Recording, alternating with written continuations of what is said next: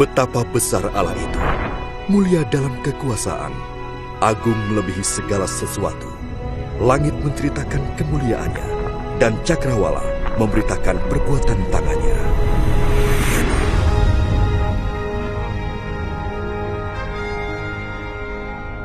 Hari lepas hari, mereka terus menceritakannya, dan malam lepas malam mereka memberitakannya.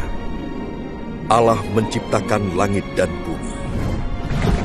Ia juga membentuk manusia dari debu tanah dan menghembuskan nafas hidup ke dalam hidungnya.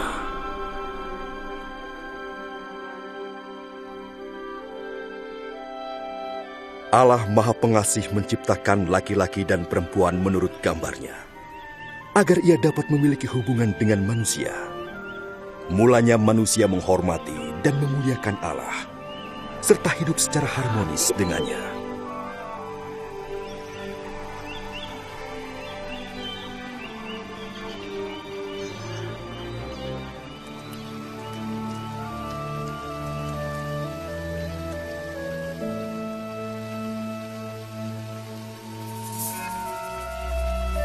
Sampai pada suatu hari, iblis mencobai perempuan itu untuk makan buah terlarang.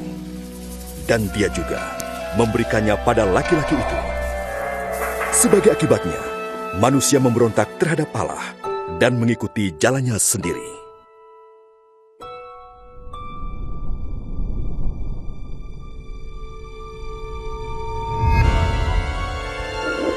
Sebagai upah dosanya ini, manusia terpisah dari Allah dan diusir keluar Taman Eden. Tetapi Allah tetap mengasihi manusia. Ia tidak ingin dipisahkan dari ciptaannya. Namun bagaimanakah Allah menjadi kudus dan sumber keadilan yang sempurna jikalau Ia tidak menghukum dosa? Di dalam kitab sucinya, Allah menyatakan rencananya untuk menyelamatkan dunia dari hukuman. Orang yang pertama kali mengetahui rencana ini adalah Abraham.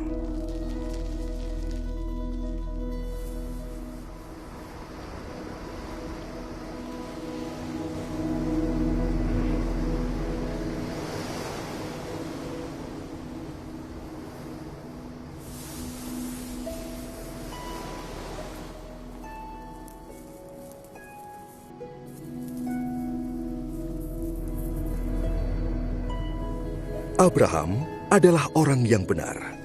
Allah berjanji untuk memberkatinya dan menjadikan keturunannya sebanyak pasir di laut dan bintang di langit.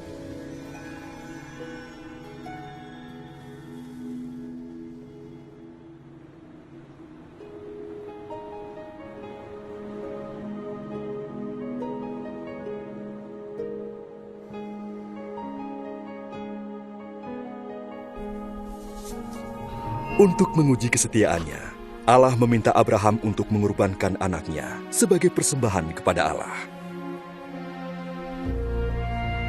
Abraham percaya kepada Allah dan ingin menaatinya.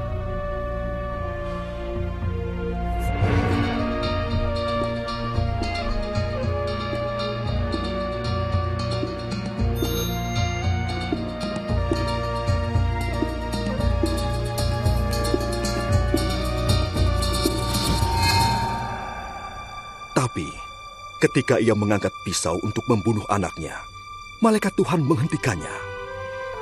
Malaikat melihat Abraham takut kepada Allah dan ingin menaatinya. Kemudian, Abraham melihat seekor domba jantan yang tanduknya tersangkut dalam belukar. Ia mengorbankan domba jantan itu sebagai pengganti anaknya. Demikianlah Allah menunjukkan kepada Abraham bahwa domba atau hewan sejenisnya harus disembelih untuk menutupi dosa sementara waktu. Sampai pada suatu saat, Allah menyediakan kurban yang sempurna untuk membayar dosa manusia. Dosa yang dapat memisahkan manusia dari Allah diganti dengan kurban yang memulihkan hubungan mereka. Kitab suci memberitahukan tentang seseorang yang telah datang dan menjadi kurban yang sempurna untuk semua dosa manusia. Sebagaimana domba jantan menggantikan anak Abraham, Demikian pula Ia yang datang ini menggantikan manusia sehingga dosanya diampuni. Banyak orang menyebutnya Al-Masih. Ia datang untuk mendamaikan manusia dengan Allah, sekali untuk selama-lamanya.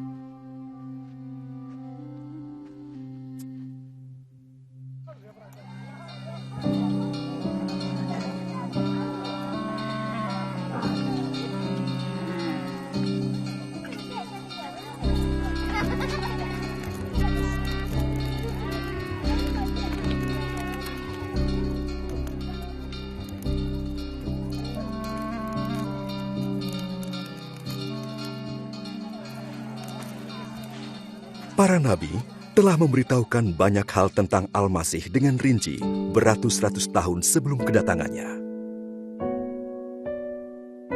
Nabi Yesaya memberitahukan sebelumnya bahwa kelahirannya merupakan suatu mukjizat.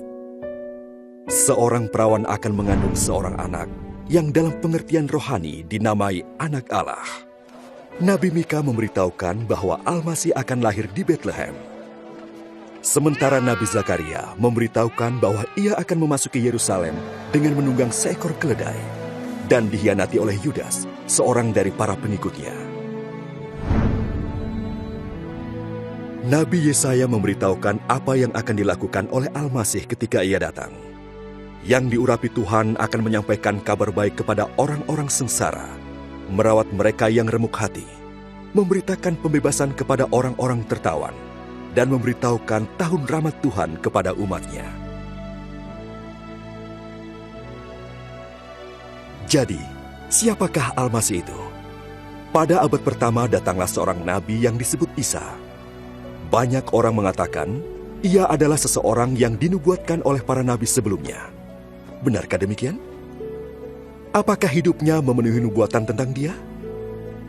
Adakah Isa lebih besar dari seorang nabi? Berikut ini adalah riwayat hidupnya yang didasarkan pada catatan para saksi mata menurut kitab suci. Agar kita dapat mengerti dan mengambil manfaat dari kehidupan Isa, maka peranan Isa dimainkan oleh seorang aktor, sekalipun tidak ada aktor yang layak memerankannya.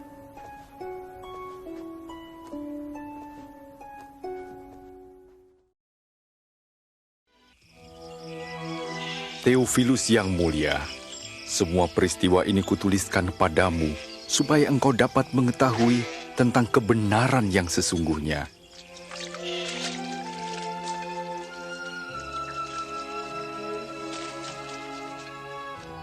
Pada zaman pemerintahan Kaisar Agustus, Raja Agung di Roma, dan Herodes Raja Yudea, Allah mengutus malaikat Gabriel menemui Maria, seorang anak dara di Nazaret.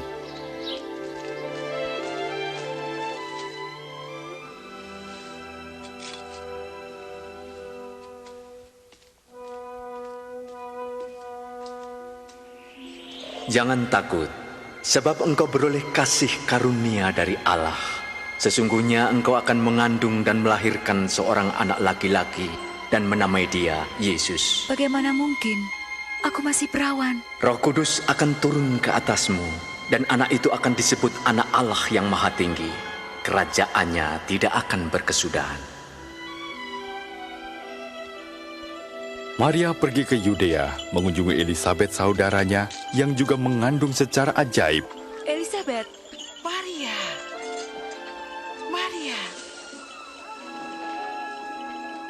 Diberkatilah engkau di antara semua perempuan dan juga buah kandunganmu.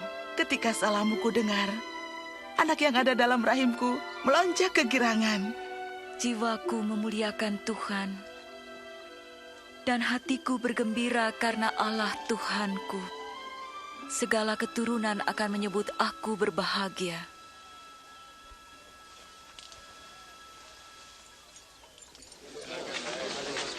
Hai penduduk Nazaret, Kaisar Agustus memerintahkan diadakannya sensus penduduk di seluruh wilayah Galilea dan Yudea.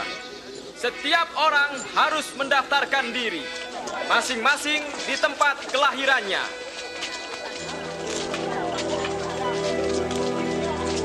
Bagaimana?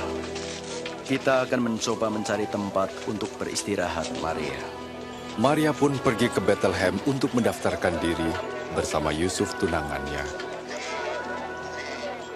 Ternyata tidak ada tempat menginap bagi mereka, kecuali sebuah kandang yang hina.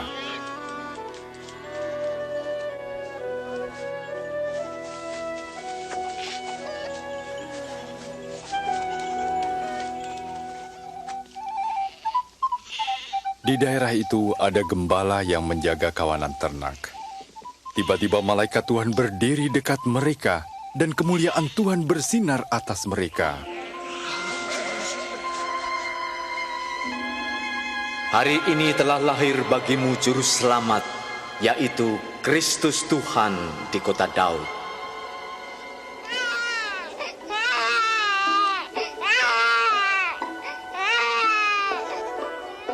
Mereka segera pergi melihat bayi yang sedang terbaring dalam palungan, dan merekalah orang pertama yang mewartakan kabar baik tentang kelahiran Juru Selamat.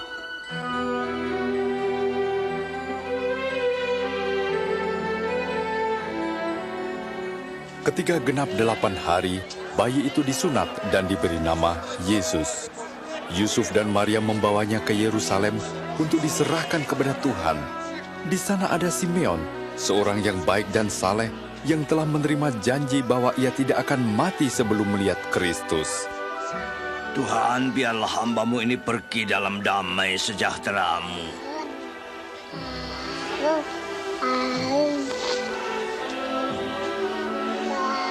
Sebab telah kulihat keselamatan-Mu.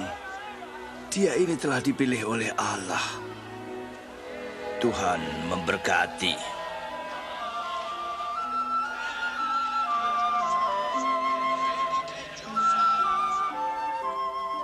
Setelah menyelesaikan ketentuan hukum Taurat di Yerusalem, mereka kembali lagi ke Nazaret.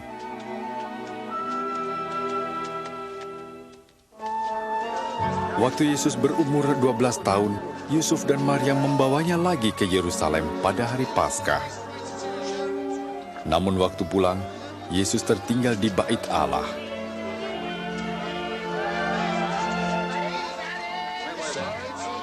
Mereka kembali mencarinya dan menemukan Yesus sedang duduk bersoal jawab dengan ahli Taurat dan tua-tua.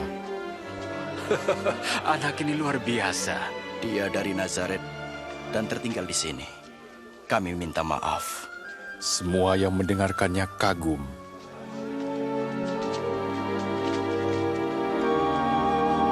Anakku, mengapa kau berbuat seperti ini? Kami sangat cemas mencari engkau. Mengapa mencari aku? Tidakkah kamu tahu bahwa aku harus ada di rumah Bapakku?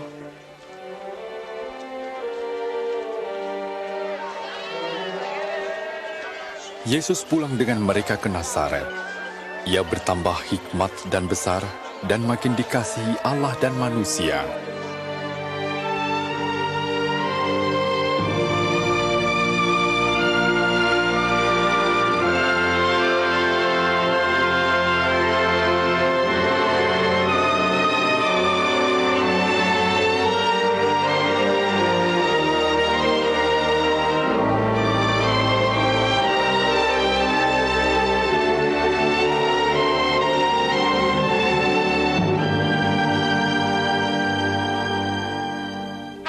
Pada tahun ke-15 pemerintahan Raja Agung Tiberius, Pontius Pilatus menjadi gubernur Yudea dan Herodes menjadi Raja Galilea, Hanas dan Kayafas menjadi imam besar. Firman Tuhan datang kepada Yohanes di padang gurun, dan ia menjelajahi seluruh daerah Yordan untuk berkhotbah tentang pertobatan dan pengampunan dosa. Bertobatlah kamu, dan berilah dirimu dibaptis, maka Allah akan mengampuni dosamu. Seperti tertulis dalam kitab Nabi Yesaya. Ada suara yang berseru di padang gurun, persiapkanlah jalan untuk Tuhan. Luruskanlah jalan baginya. Setiap lembah akan ditimbun, dan setiap bukit menjadi rata. Jalan yang berliku diluruskan, jalan yang berlekuk diratakan, dan semua orang akan melihat keselamatan Allah. Apa yang harus kami perbuat? Ya, apa yang harus kami Kamu lakukan? keturunan ular beludak. Apa yang harus kami lakukan? Tunjukkan kami jalan untuk kembali. Siapa yang mempunyai 2 helai baju harus memberikan 1 pada orang yang tidak punya. Dan siapa punya makanan harus membagikannya. Guru, kami ini penagih pajak. Bagaimana dengan kami? Jangan menagih lebih dari seharusnya. Bagaimana dengan kami? Apa yang harus kami perbuat? Jangan mengambil uang orang dengan paksa. Dan jangan juga kamu memeras mereka. Cukupkanlah dirimu dengan gajimu.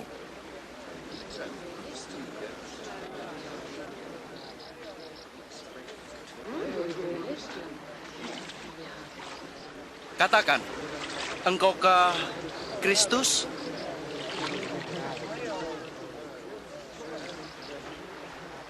Aku membaptis kamu dengan air. Tetapi yang lebih berkuasa daripadaku akan datang. Membuka tali kasutnya pun aku tidak layak. Ia akan membaptis dengan Roh Kudus dan api. Di tangannya ada nyiru untuk menampi dan mengumpulkan gandum ke dalam lumbung, tetapi sekam akan dibakarnya.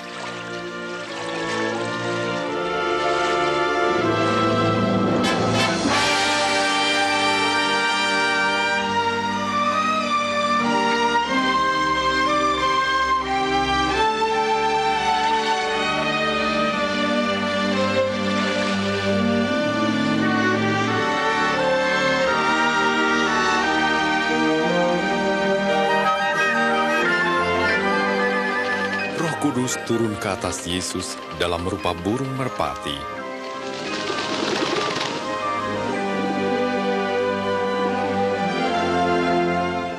Dan terdengar suara Allah, "Engkau anakku yang aku kasih, aku berkenan kepadamu."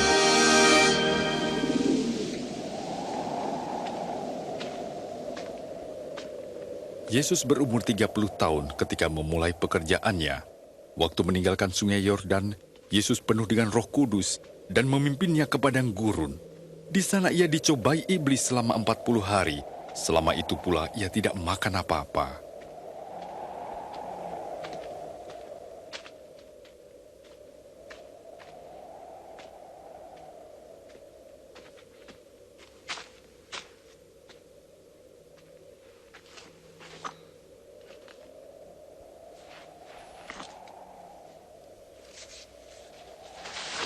Kata iblis kepadanya, "Jika engkau anak Allah, suruhlah batu ini menjadi roti."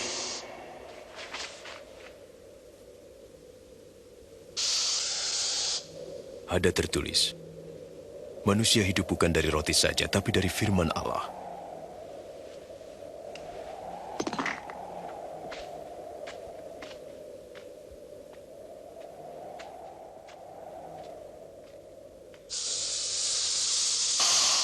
Lalu iblis membawanya ke tempat yang tinggi dan menunjukkan seluruh kerajaan dunia. Aku berkuasa atas semua kekayaan dan kemuliaan itu, dan aku akan memberikannya kepadamu jika engkau sujud dan menyembah aku. Ada tertulis, sembahlah Tuhan Allahmu, dan pada Dia sajalah kau berbakti.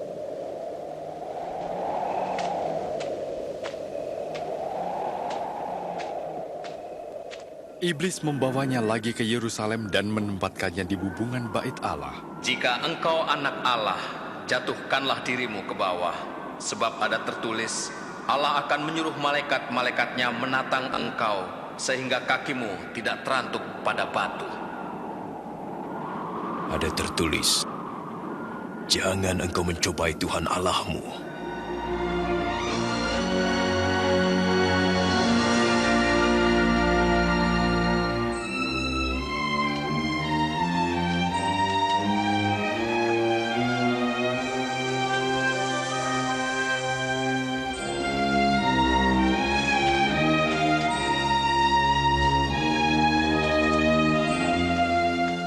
Dan ia kembali ke Nazaret, tempat ia dibesarkan.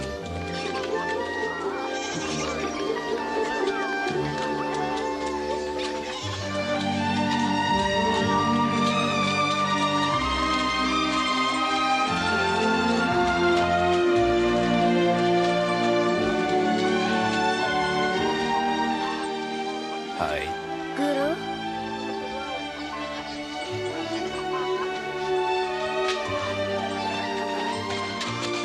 Pada hari Sabat, seperti biasanya, ia pergi ke sinagoge.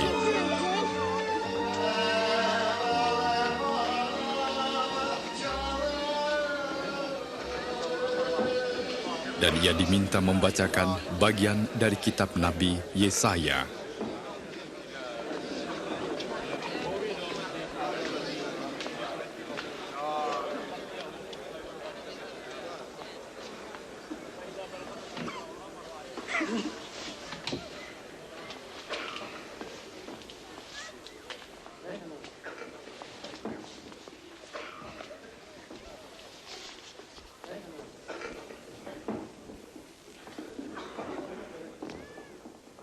Roh Tuhan ada pada aku, dan aku memberitakan kabar baik pada orang-orang miskin. Aku diutus memberitakan pembebasan bagi yang tertawan dan penglihatan bagi yang buta, untuk membebaskan orang-orang tertindas, dan memberitakan bahwa tahun rahmat Tuhan telah datang. Luar biasa.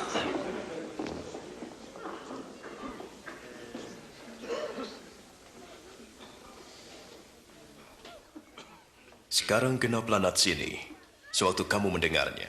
Firman digenapi karena hanya Mesias yang dapat menggenapi janji itu. Bagaimana kami tahu? Tentu kamu akan berkata kepada aku, Tabib, sembuhkanlah dirimu sendiri. Juga kamu akan berkata, perbuatlah di tempat asalmu ini segala yang telah kau buat di Kapernaum. Sesungguhnya, tidak ada nabi yang dihargai di tempat asalnya. Dengan demikian Yesus menyatakan dirinya Mesias yang diurapi, juru selamat manusia. Orang-orang Yahudi menolaknya. Mereka bermaksud mendorong Yesus ke jurang, tetapi Yesus menerobos mereka dan pergi.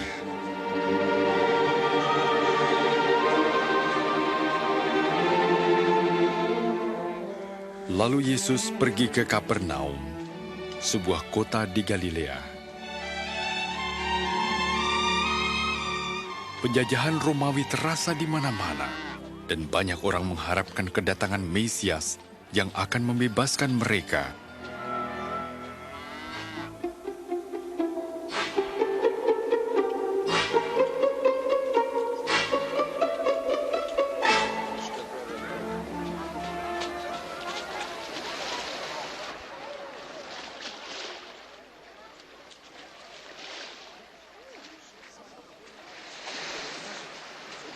Salam bagimu. Kepadamu juga. Bolehkah aku naik, Simon? Silahkan. Ia tidak meninggalkan kita, bukan? Ajarlah kami, bicaralah pada kami. Bicaralah. Yesus, bicaralah.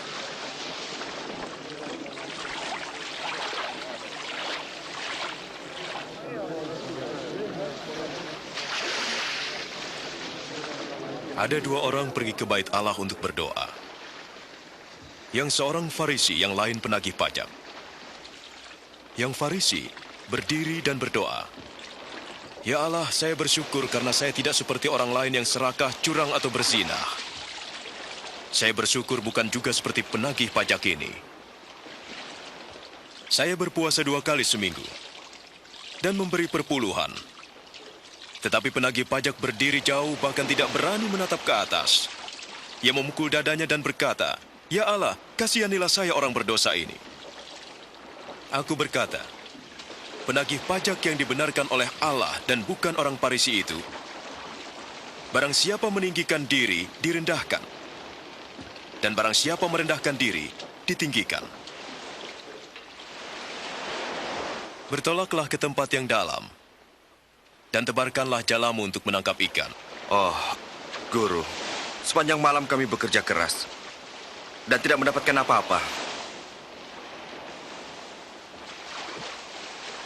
Tapi karena engkau yang menyuruh, saya akan pergi. Yakobus! Yohanes!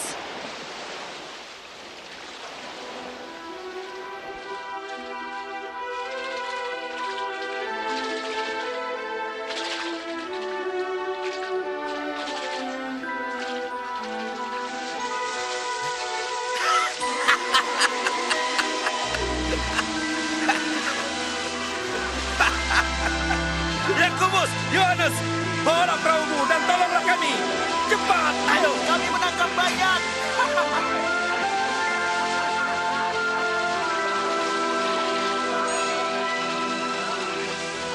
Sudah cukup. Cukup.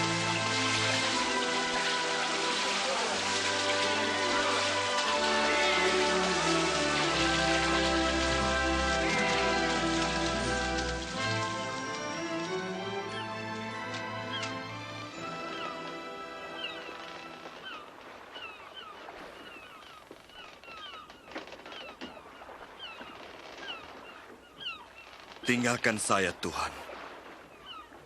Saya orang berdosa. Jangan takut. Sekarang kau jadi penjala manusia.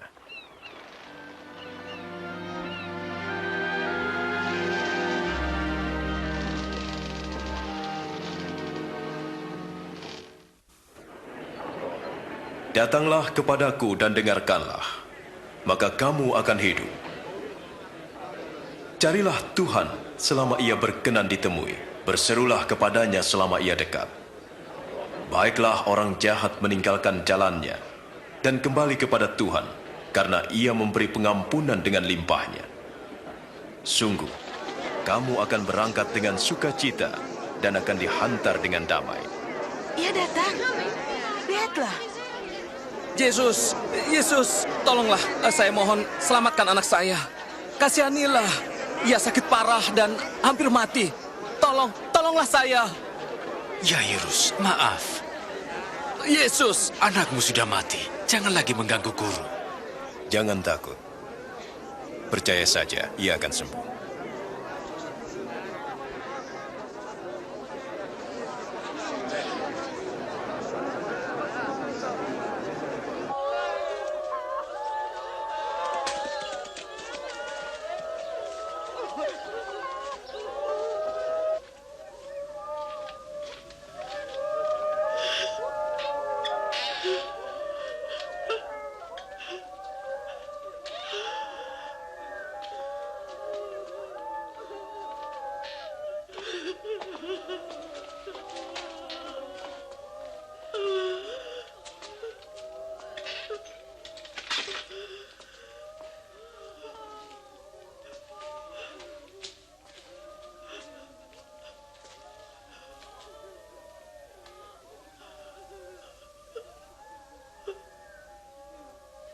Jangan menangis.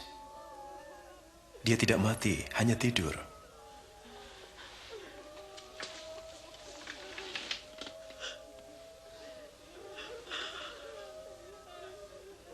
Nah,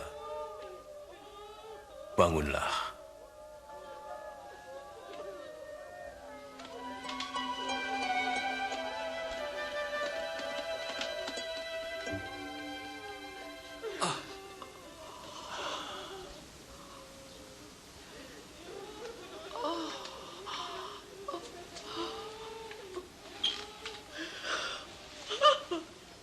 Beri ia makan. Aku minta, jangan ceritakan pada orang lain.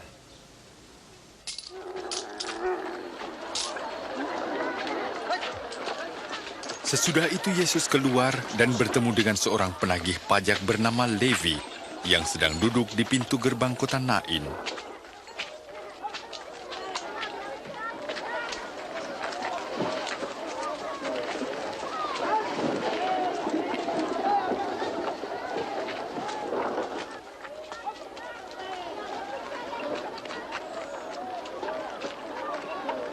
Ikutlah aku.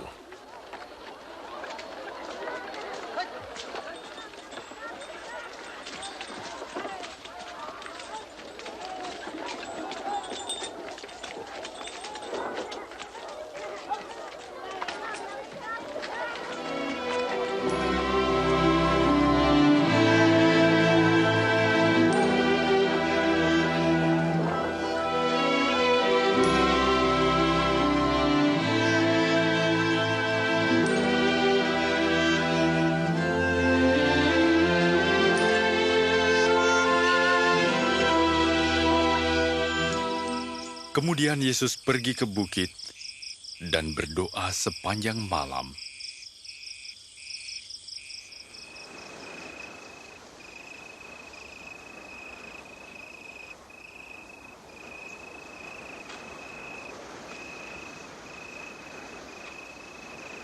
Ketika hari siang, ia memilih 12 orang yang disebut rasul.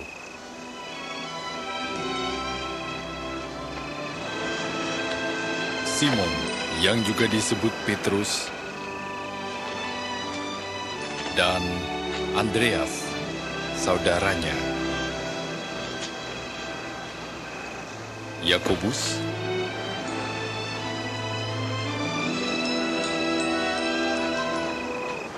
Yohanes,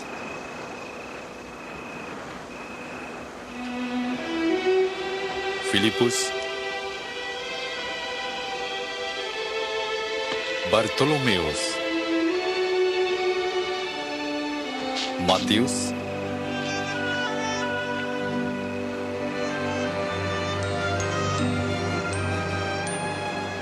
Thomas, Yakobus anak Alfius,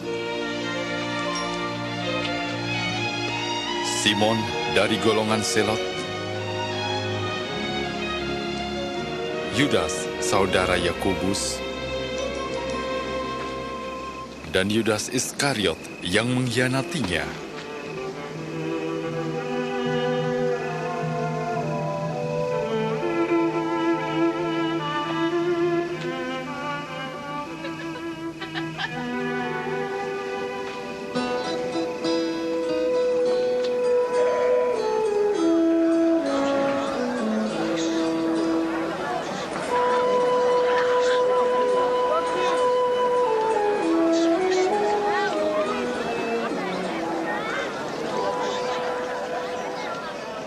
Berbahagialah kamu yang miskin, karena kamu umat Allah. Dan kamu yang sekarang lapar akan dikenyangkan, dan kamu yang sekarang menangis akan tertawa. Berbahagialah kamu kalau dibenci, ditolak, dihina, dan difitnah oleh karena anak manusia. Bersukacita dan bergembiralah, sebab sesungguhnya upahmu besar di sorga, karena para nabi pun telah diperlakukan demikian.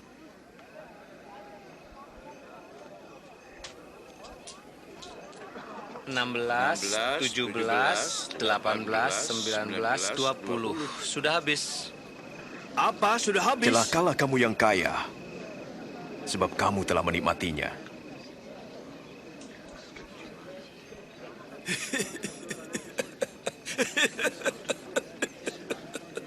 Ia tidak ingin kaya.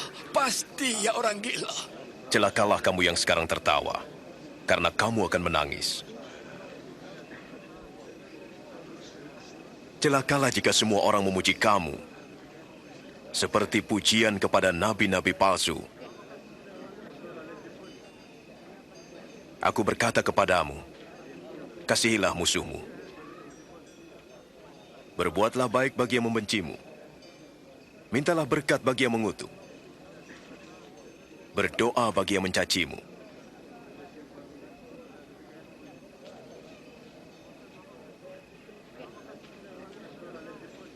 Kalau pipi kirimu ditampar, berikan juga pipi kanan.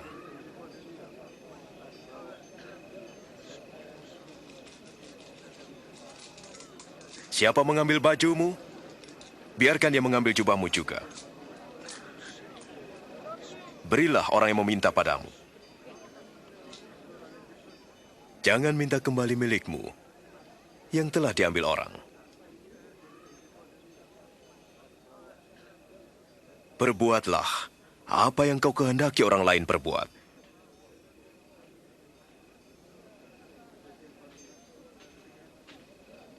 Kalau hanya mengasihi orang yang mengasihi kamu, apakah jasamu? Orang berdosa pun melakukannya. Kalau kamu hanya berbuat baik kepada orang yang berbuat baik, apakah jasamu? Orang berdosa pun melakukannya. Bagaimana mungkin ia menjamahnya? Bagaimana mungkin ia berbicara kepadanya? Menjijikkan.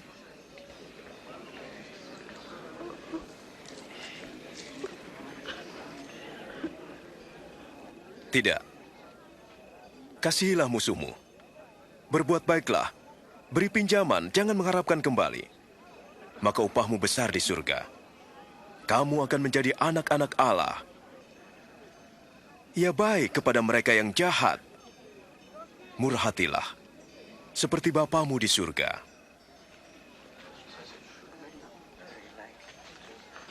Selamatkan kami, Yesus.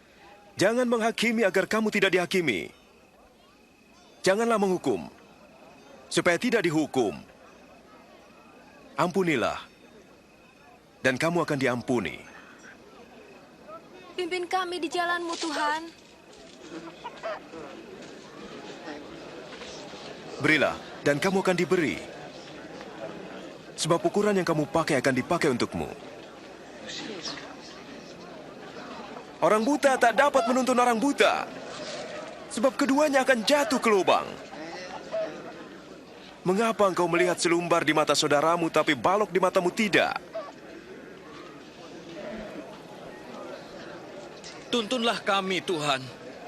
Kami perlu Kau sekarang, Tuhan. Berbahagialah wanita yang melahirkan dan menyusui Engkau. Lebih berbahagia orang yang mendengarkan firman dan mentaatinya. Saya mau mengenal dia. Apakah kau pikir ia Mesias?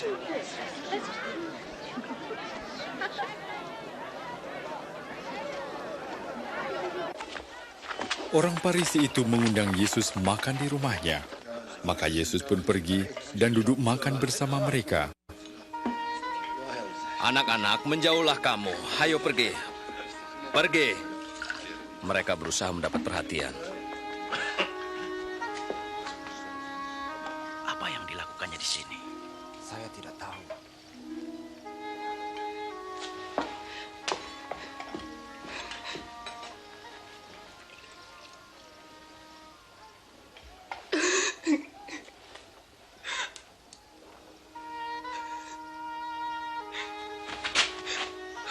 Apa yang dilakukannya?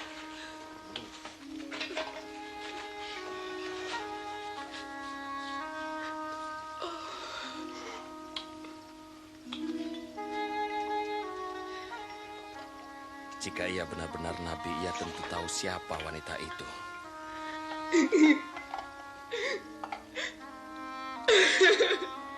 Dan apa dosa-dosa yang telah dilakukannya. Saya tahu orang ini Simon.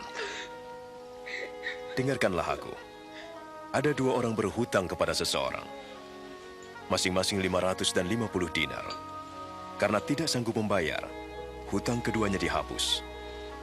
Manakah yang lebih bersyukur? Menurut saya, orang yang paling banyak hutangnya. Engkau benar. Lihat wanita ini. Aku masuk ke rumahmu, dan kau tidak memberi air untuk membasuh kakiku. Tapi ia membasuhnya dengan air mata dan menyeka dengan rambutnya.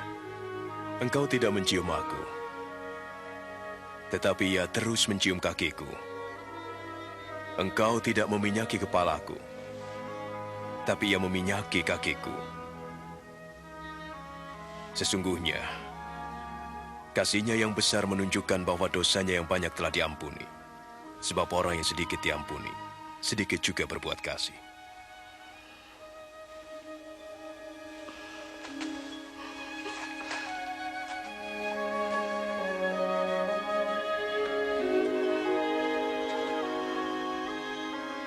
Dosamu telah diampuni.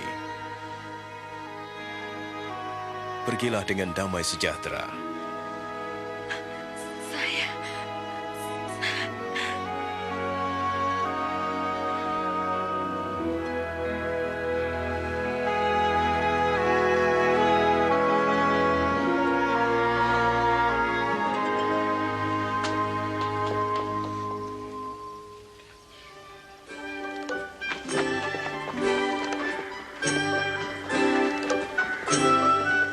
Yesus berkeliling untuk memberitakan Injil dan ke-12 murid mengikutinya. Juga beberapa wanita yang telah dibebaskan dari roh jahat.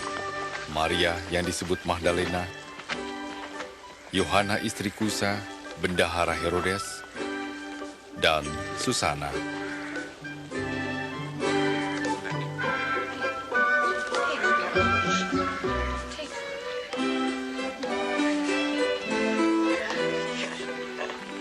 Tetapi Herodes, raja wilayah Galilea yang ditetapkan oleh pemerintah Romawi, memenjarakan Yohanes Pembaptis karena ia menegur pernikahannya dengan istri saudaranya. Bagaimana? Di dekat kota Nain kami melihat orang banyak mengantar jenazah anak tunggal dari seorang janda. Waktu Yesus melihat janda itu, ia berbelas kasihan. Ia menjamah jenazah itu dan berkata, "Hai anak muda, bangkitlah." Anak itu pun bangun dan duduk, dan Yesus menyerahkan kepada ibunya. Tanyakan, apakah engkau yang akan datang itu? Atau haruskah kami menanti yang lain?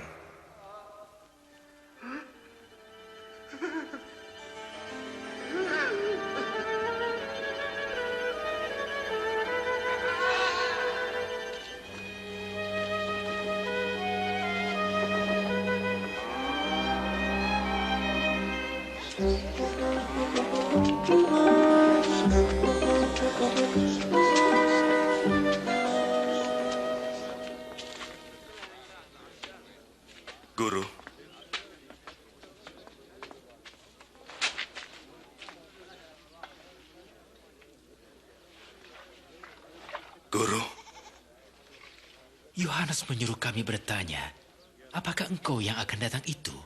Atau kami menanti yang lain? Kembali dan katakan apa yang kamu dengar dan lihat. Orang buta melihat, orang lumpuh berjalan.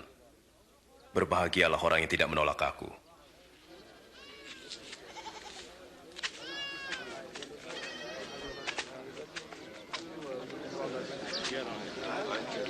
Angkatlah aku, Ayah. Ayo kuangkat. Kau melihatnya? Ya, aku melihat Yesus. Seorang petani pergi menabur benih. Sebagian benih jatuh di pinggir jalan lalu diinjak orang. Dan burung-burung memakannya. Ada yang jatuh di tempat berbatu. Kemudian tumbuh sebentar lalu layu karena tidak subur. Ada yang jatuh di semak duri. Tumbuh tapi terhimpit, lalu mati. Ada juga yang jatuh di tanah subur, lalu tumbuh dan menghasilkan buah 100 kali lipat. Guru, apa arti perumpamaan bagi orang banyak itu? Kamu diberi karunia mengetahui rahasia kerajaan Allah. Tetapi kepada mereka diajar dengan perumpamaan, agar sekalipun mereka melihat dan mendengar, tapi tidak mengerti.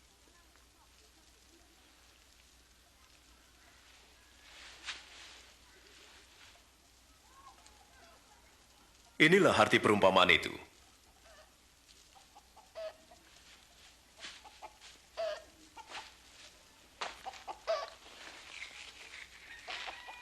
Benih itu ialah firman Tuhan. Yang jatuh di pinggir jalan yaitu orang yang mendengarkannya. Tapi iblis datang dan merampas firman itu, sehingga mereka tidak percaya dan diselamatkan. Yang jatuh di tempat berbatu-batu yaitu orang yang mendengar dan menerimanya, tapi tidak berakar. Mereka percaya sebentar, kemudian pada saatnya mereka murtad. Yang jatuh di semak duri yaitu orang yang mendengar, tapi kekhawatiran dan kenikmatan duniawi menghimpit mereka hingga tidak menghasilkan buah. Yang jatuh di tanah yang subur yaitu orang yang mendengar firman itu dan menyimpan dalam hatinya dan bertahan sampai menghasilkan buah.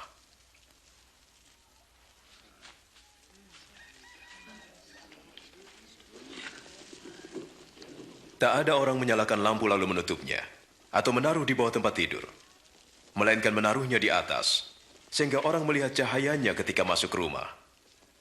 Sebab semua yang tersembunyi akan kelihatan, dan semua yang dirahasiakan akan terlihat dalam terang. Sebab itu perhatikanlah baik-baik. Siapa yang mempunyai kepadanya akan diberi. Tetapi yang tidak mempunyai, daripadanya akan diambil. Guru, ibu dan saudara-saudaramu ada di luar. Mereka ingin bertemu. Ibuku dan saudaraku ialah mereka yang mendengar firman Allah dan melakukannya.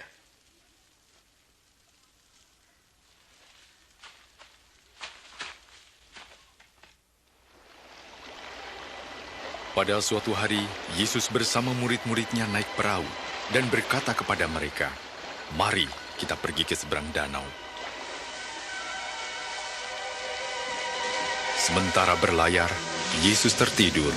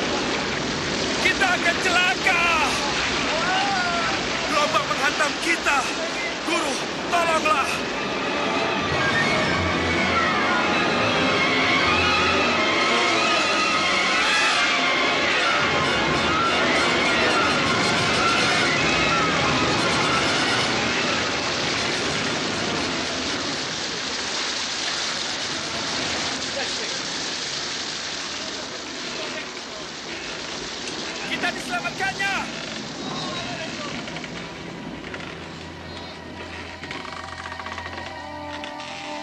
Di manakah imanmu?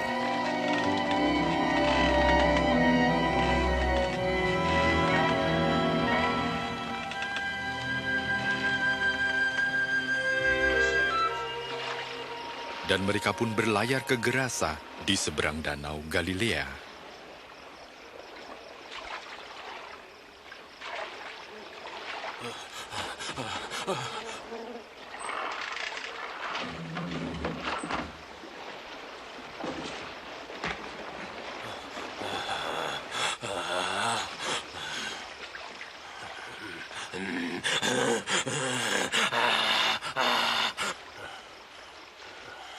Yesus, Anak Allah yang Maha Tinggi, Kau apakan saya?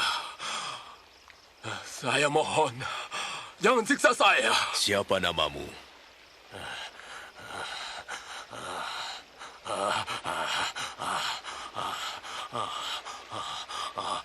Legion. Tuhan, kami mohon, jangan usir kami ke jurang maut. Biarkan kami masuk ke dalam babi-babi itu.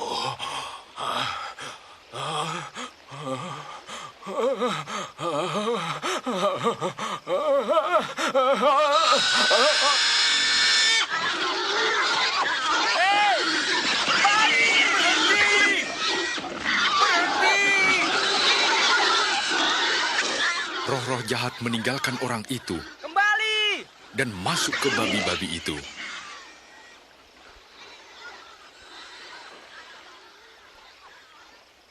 Pergi dari sini! Kau tukang sihir! Tinggalkan kami! Pergi dari tempat ini! Tinggalkan kami! Pergi dari sini! Saya mau mengikuti engkau.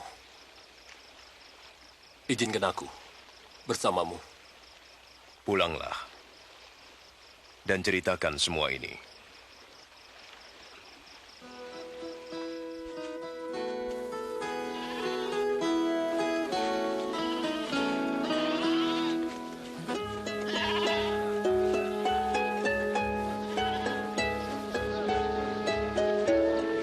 Yesus dan murid-muridnya menyingkir ke Betsaida.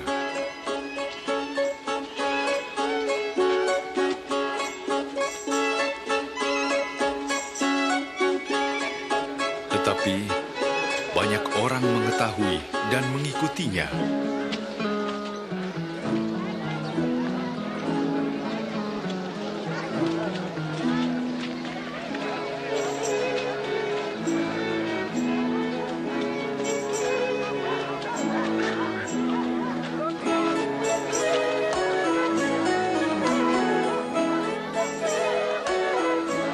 Menjelang malam, Petrus berkata, Guru, Suruhlah mereka pulang, supaya mereka pergi ke desa-desa sekitar sini yang terdekat untuk mendapatkan makanan dan penginapan. Tempat ini sunyi.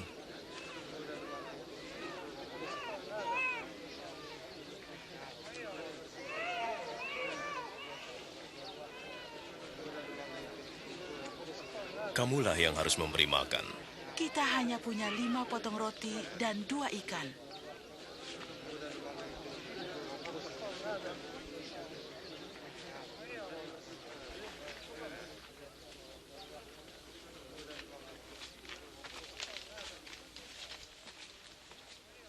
Terpujilah Engkau, Tuhan, Raja semesta alam, yang menyediakan roti dan sumber dari segala berkat.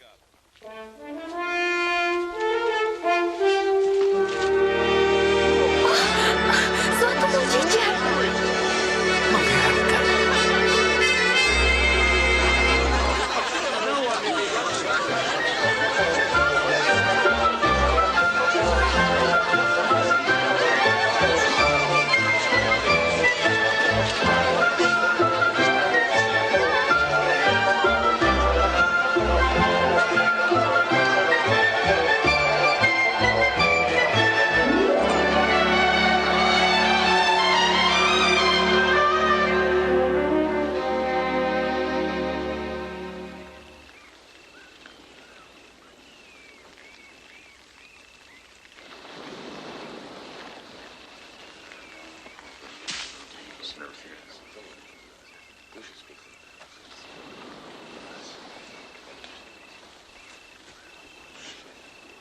Kata orang, siapa aku? Ada yang mengatakan Yohanes Pembaptis, yang lain mengatakan engkau Elia, dan yang lain lagi mengatakan engkau salah satu nabi yang hidup kembali. Menurut kamu, siapa aku?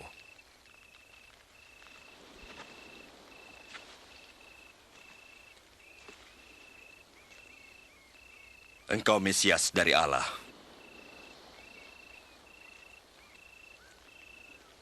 Jangan katakan pada siapapun. Anak manusia harus menderita dan ditolak. Ia akan dibunuh. Namun akan bangkit pada hari ketiga.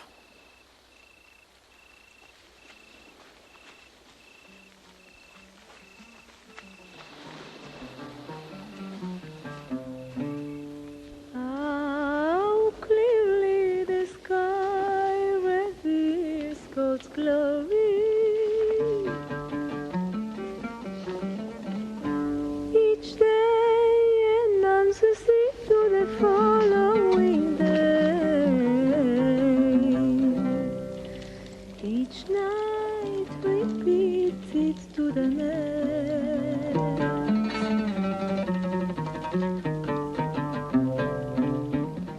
Adakah yang mau mengikut aku? Saya mau ikut engkau, Tuhan. Tapi izinkan saya pulang untuk pamit pada keluarga. Orang yang siap membajak tetapi menengok ke belakang tidak layak bagi kerajaan Allah.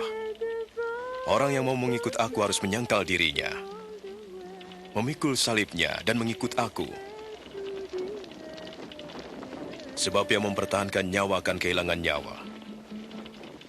Dan yang kehilangan nyawa karena aku akan memperolehnya. Apa gunanya seorang memiliki dunia ini, tapi kehilangan nyawanya? Jika seseorang malu karena aku dan pengajaranku, Anak manusia pun malu mengakuinya bila ia datang dalam kemuliaannya dan kemuliaan Bapa serta para malaikat.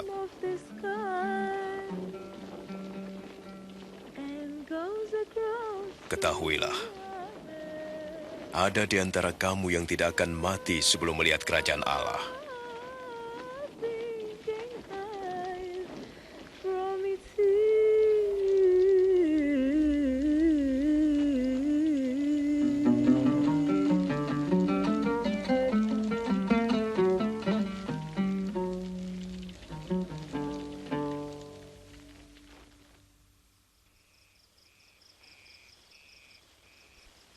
Lalu Yesus membawa serta Yohanes, Yakobus, dan Petrus ke atas bukit untuk berdoa.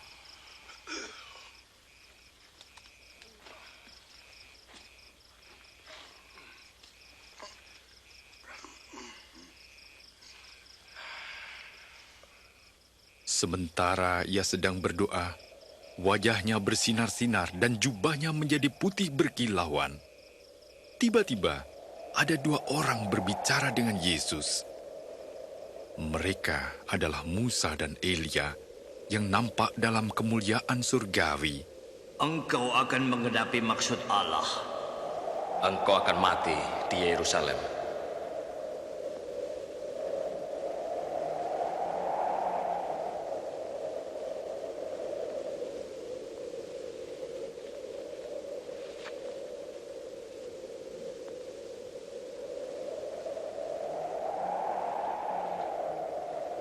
Setelah mereka pergi, Petrus berkata kepada Yesus, Guru, betapa indahnya kita berada di sini.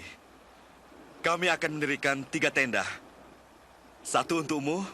Sementara Petrus berbicara, ada awan yang datang menaungi mereka. Maka murid-muridnya pun menjadi takut. Dan ada suara dari surga mengatakan, inilah anakku yang kupilih, dengarkanlah dia.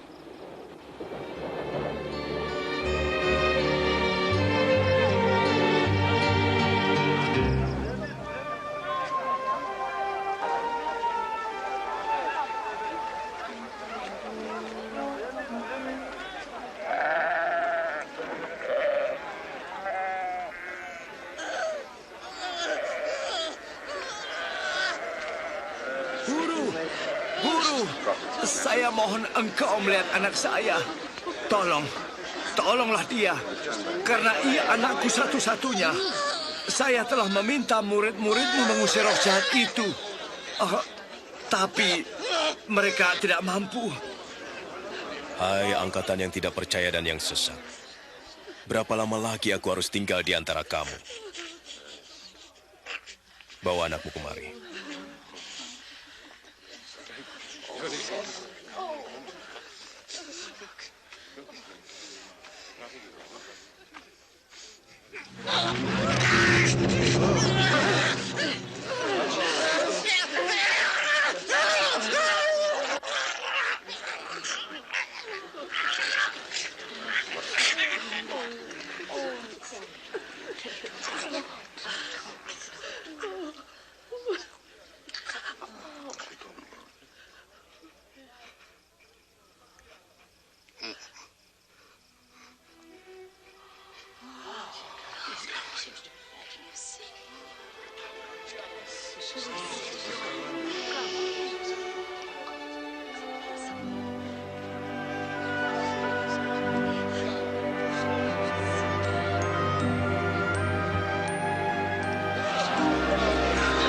Wajahnya pun cerah.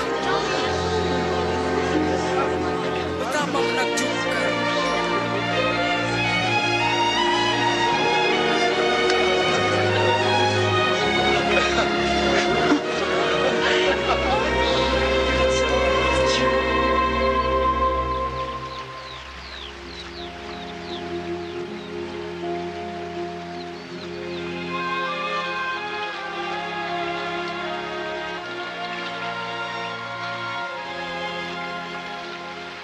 Ajarlah kami berdoa, seperti Yohanes mengajar murid-muridnya. Bila kamu berdoa, katakanlah, Bapa kami yang di sorga, dikuduskanlah namamu, datanglah kerajaanmu, jadilah kehendakmu di bumi seperti di sorga. Berikanlah pada hari ini makanan secukupnya, dan ampunilah kesalahan kami, seperti kami juga mengampuni orang yang bersalah pada kami. Dan janganlah membawa kami ke dalam pencobaan, lepaskan kami dari yang jahat.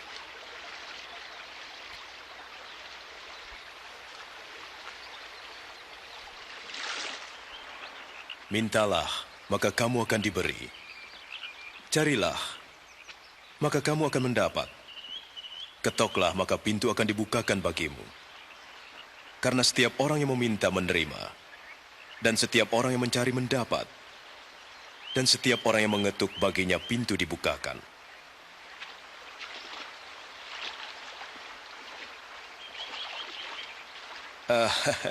Adakah di antara kamu bapak-bapak yang memberi anaknya ular ketika ia minta ikan? Atau kalajengking ketika ia minta telur? Kamu yang jahat tahu memberi yang baik kepada anak-anakmu. Apalagi Bapamu yang di sorga, Ia akan memberikan Roh Kudus kepada mereka yang memintanya. Aku berkata padamu, janganlah khawatir tentang hidupmu, yaitu apa yang akan kamu makan atau pakai. Sebab hidup itu lebih penting dari makanan, dan tubuh itu lebih penting dari pakaian. Perhatikanlah burung-burung gagap. Mereka tidak menanam, tidak menuai, tidak mempunyai gudang dan lumbung. Tetapi Allah memelihara mereka. Betapa kamu melebihi burung-burung itu.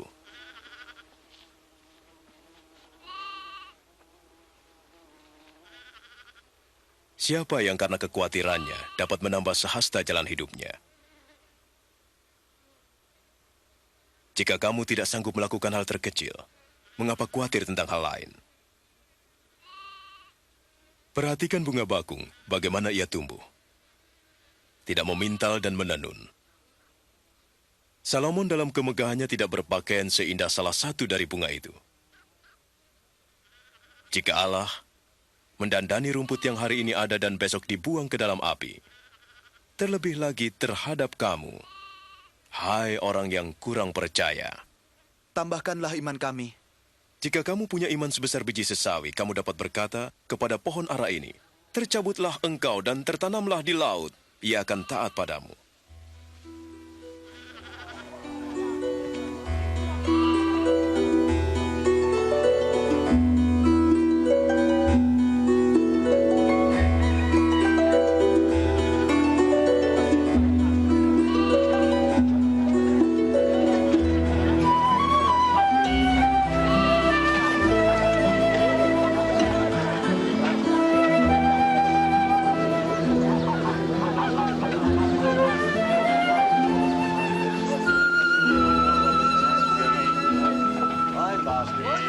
Tidak mungkin tidak ada penyesatan, tetapi celakalah orang yang mengadakannya. Lebih baik jika sebuah batu kilangan diikatkan di lehernya dan dilemparkan ke dalam laut, daripada menyesatkan salah satu dari orang-orang yang lemah ini. Seperti apakah kerajaan Allah itu? Ia seperti ini. Seorang mengambil biji sesawi dan menanamnya di kebunnya. Biji itu tumbuh dan menjadi pohon, dan burung-burung bersarang di cabang-cabangnya. Saya tidak mengerti apa yang dikatakan. Mengapa engkau makan dan minum dengan penagih pajak dan orang berdosa? Orang yang sehat tidak memerlukan dokter, hanya orang sakit. Aku datang bukan untuk memanggil orang yang menganggap diri benar, tapi orang-orang berdosa.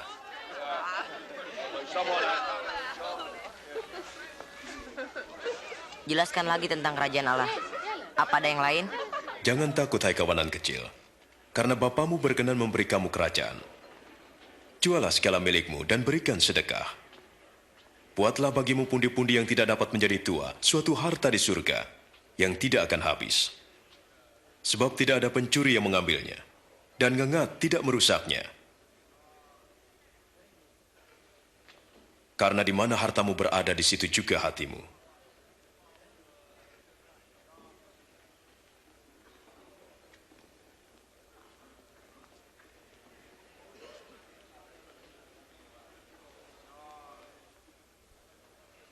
Hai ibu, sakitmu telah sembuh.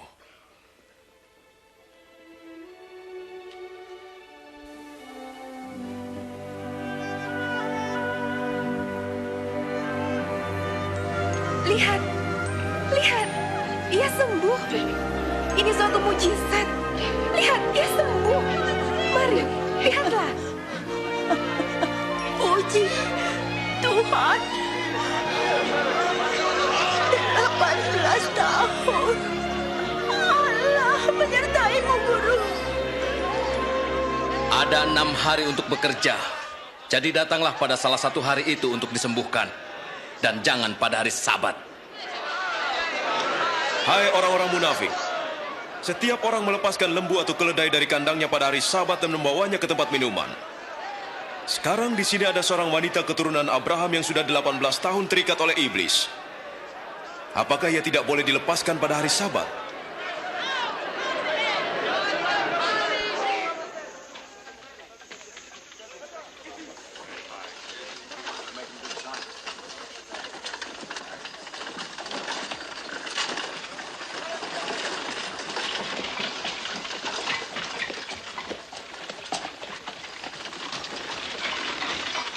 Guru yang baik, apakah yang harus saya perbuat untuk memperoleh hidup yang kekal?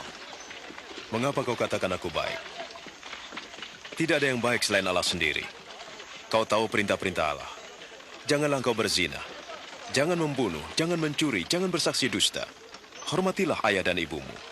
Semua telah kuturuti sejak masa mudaku. Masih ada satu hal lagi yang harus kau lakukan.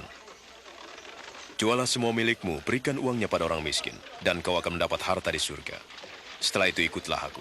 Tetapi kami pedagang. Kaya. Alangkah sukarnya orang kaya masuk ke dalam kerajaan Allah. Lebih mudah seekor unta masuk melalui lubang jarum daripada orang kaya masuk ke dalam kerajaan Allah. Jika demikian, siapakah yang diselamatkan? Apa yang tidak mungkin bagi manusia, mungkin bagi Allah. Di manakah kerajaan Allah itu sesungguhnya? Kerajaan Allah tidak dapat dilihat. Tidak ada yang berkata, lihat, ia di sana atau ia di sini. Sebab kerajaan Allah ada dalam dirimu. Akan tiba waktunya kamu ingin melihat satu daripada hari-hari anak manusia, tetapi kamu tak akan melihatnya. Sebab sama seperti kilat memancar dari ujung ke ujung, demikianlah kelak anak manusia pada hari kedatangannya. Tetapi ia harus menanggung banyak penderitaan dahulu dan ditolak oleh angkatan ini.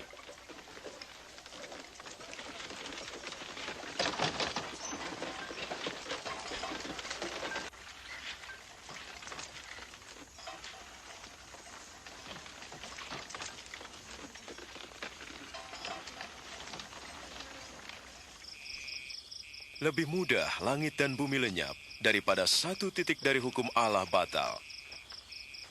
Aku berkata padamu, banyak nabi dan raja ingin melihat apa yang kamu lihat tapi tak dapat. Dan ingin dengar yang kamu dengar tapi tak dapat. Apa yang harus kami lakukan? Apa yang dikatakan kitab suci, bagaimana kau menafsirkannya? Kasihlah Tuhan Allahmu dengan segenap hatimu, segenap jiwamu, segenap kekuatanmu, dan segenap akal budimu.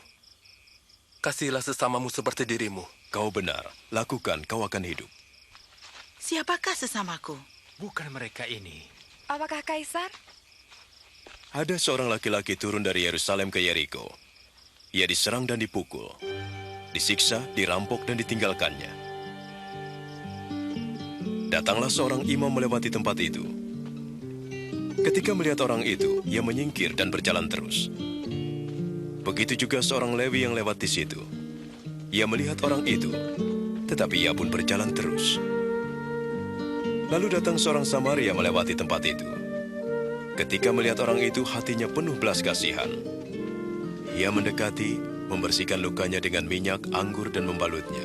Kemudian ia menaikkannya ke atas keledai dan membawanya ke penginapan, dirawatnya. Keesokan harinya ia memberikan 2 keping uang perak pada pemilik penginapan dan berkata, "Rawatlah dia. Saya akan membayar semua ongkosnya." Manakah di antara ketiga orang itu yang telah bertindak sebagai sesama orang yang dirampok itu? Orang yang telah menolongnya. Nah, pergi dan perbuatlah seperti itu. Biarlah anak-anak itu datang kepadaku dan jangan melarang mereka. Orang seperti inilah yang punya kerajaan Allah. Sesungguhnya aku berkata padamu, barang siapa tidak menyambut kerajaan Allah seperti seorang anak kecil, tidak akan masuk ke dalamnya. Siapa menyambut anak-anak ini dalam namaku, menyambut aku. Dan siapa menyambut aku, menyambut Bapa yang mengutus aku. Siapa yang terkecil di antaramu, ialah yang terbesar.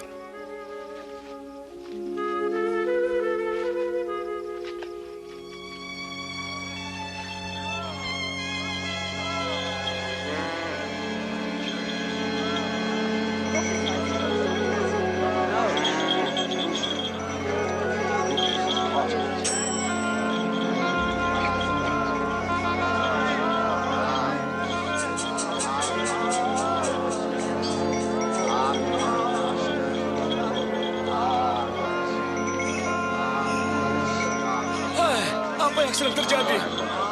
Yesus dari Nazaret sedang lewat.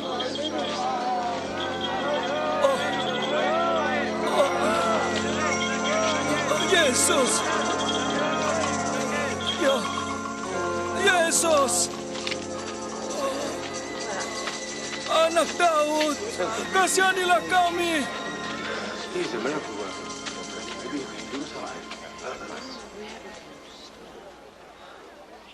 Apa yang harus kuperbuat untukmu? Saya ingin melihat lagi.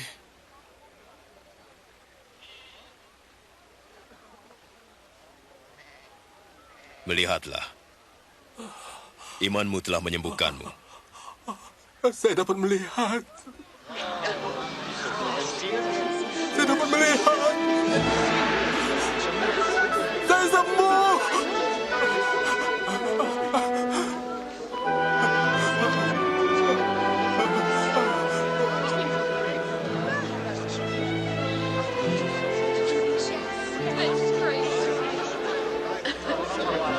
Ketika Yesus pergi ke Yerusalem, banyak orang mengikutinya. Mereka minta kepada Yesus agar berkenan menunjukkan jalan keselamatan dan mengajar mereka tentang kerajaan Allah.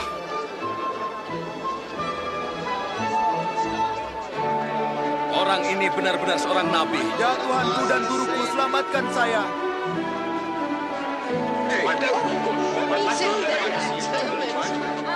Oh Tuhan, selamatkan kami.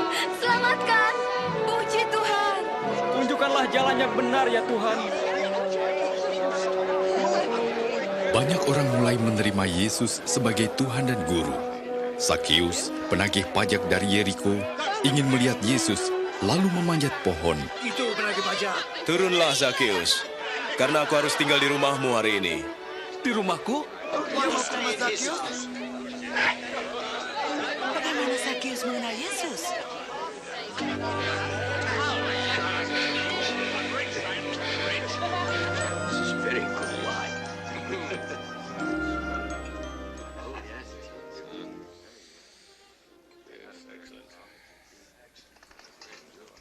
Dengarkan, saya memberi setengah dari milikku kepada yang miskin. Dan jika saya memeras seseorang, saya akan membayar kembali 4 kali lipat.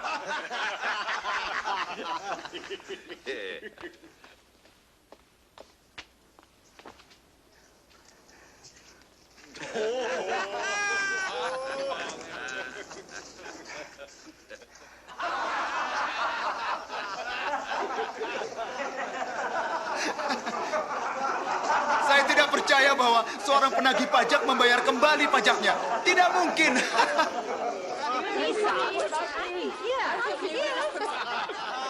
Hari ini keselamatan telah datang ke rumah ini, karena orang ini pun turunan Abraham. Anak manusia datang untuk mencari dan menyelamatkan yang hilang.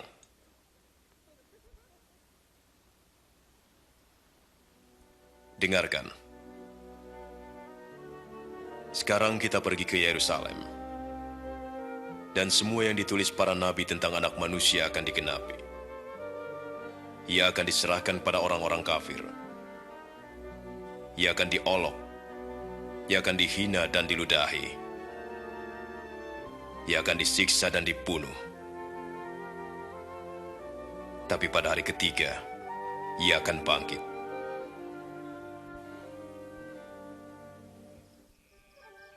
Dan kemudian Yesus pun pergi ke Yerusalem. Meskipun ia tahu bahwa ia akan dibunuh karena dosa manusia, banyak orang bersukacita atas kedatangannya dan menyatakan Yesus sebagai Raja mereka.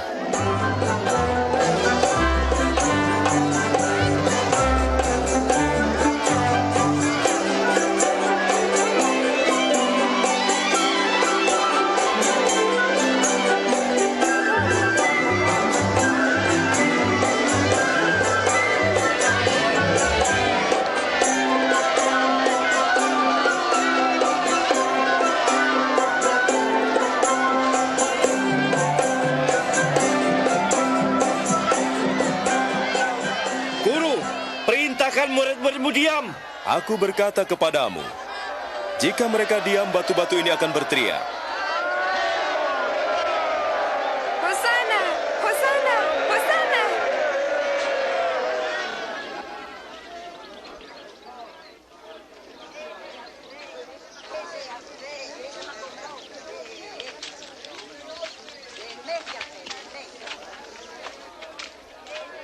Ketika Yesus mendekati Yerusalem, ia melihat kota itu dan menangisinya. Jika hari ini engkau mengerti apa yang perlu untuk damai sejahtera tetapi gagal melihatnya, akan datang harinya tatkala musuhmu membuat rintangan di sekelilingmu mengepung dan mendesak dari segala arah, dan di dalam tembokmu mereka akan menghancurkanmu, kau dan anak-anakmu. Dan mereka tidak akan membiarkan satu batu pun tersusun rapi, karena tidak kau perhatikan saat keselamatanmu.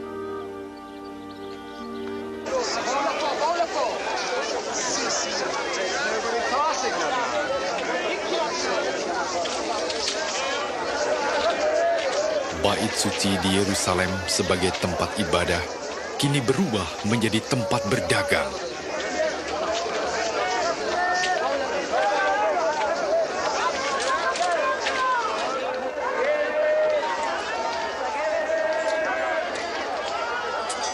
Lima, 6, 7, 8, 9, 10, 11.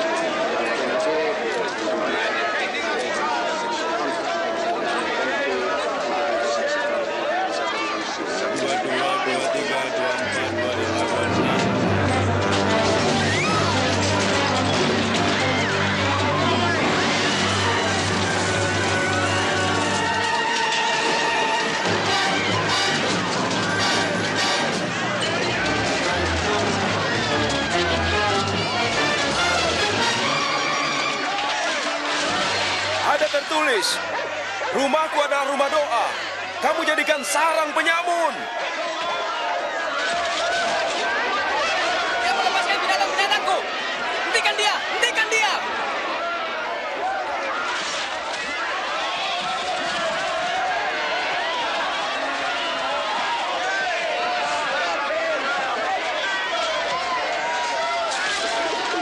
Panggil penjaga!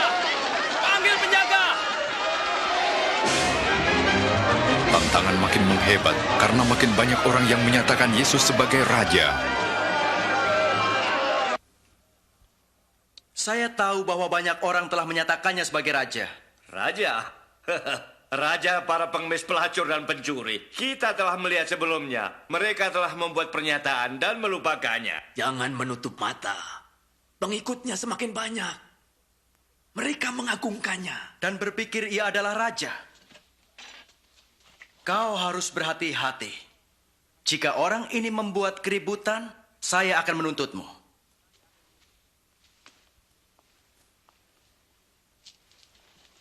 Mungkin ia benar. Kini saatnya menghadapi dia. Makin banyak kalangan ahli Taurat dan orang Farisi yang munafik dikecam Yesus, sehingga makin bertambah banyak orang Yahudi yang menjadi pengikutnya. Di bait suci, Yesus melihat seorang janda miskin memberikan persembahan 2 peser. Itu terlalu sedikit. Dapatkah engkau memberi lebih? Aku berkata padamu, janda ini memberi lebih banyak daripada yang lain.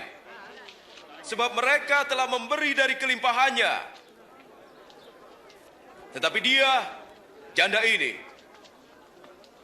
memberikan semua yang ia miliki. Katakan, atas dasar apa engkau melakukan semua ini? Siapa yang memberimu wewenang? Sekarang aku bertanya, apakah baptisan Yohanes itu dari Allah atau manusia?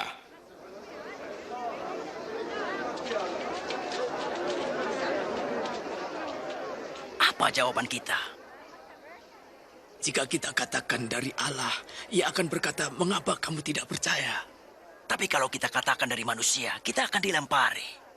Sebab mereka yakin bahwa Yohanes adalah nabi. Kami tidak tahu dari mana asalnya. Aku juga tidak mau mengatakan atas dasar apa kulakukan ini.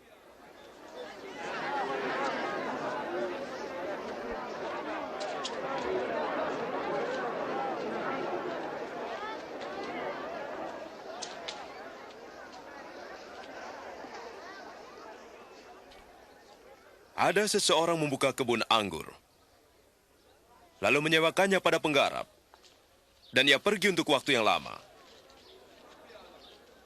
Ketika sudah tiba musimnya, ia menyuruh seorang hambanya, untuk menerima bagiannya dari penggarap itu. Tetapi hamba itu dipukulnya dan pulang dengan tangan hamba. Lalu ia menyuruh hamba yang lain. Tapi hamba itu juga dipukul dan dipermalukan lalu disuruh pulang dengan tangan hampa. Lalu ia menyuruh hamba ketiga. Tapi hamba itu juga dilukai dan dilempar keluar kebun. Maka kata pemilik kebun anggur itu, "Apa yang harus kuperbuat? Kusuruh anakku yang kukasihi. Pasti mereka menghormatinya." Tetapi ketika mereka melihatnya, mereka berkata, "Dia ini ahli warisnya. Mari kita membunuhnya supaya kita mendapat warisannya." Kemudian, Lalu mereka menyeretnya keluar kebun dan membunuhnya. Sekarang apa yang akan dilakukan pemilik kebun anggur terhadap mereka? Ia akan membunuh mereka dan memberikan kebun itu pada orang lain. Sekarang apa arti nats ini?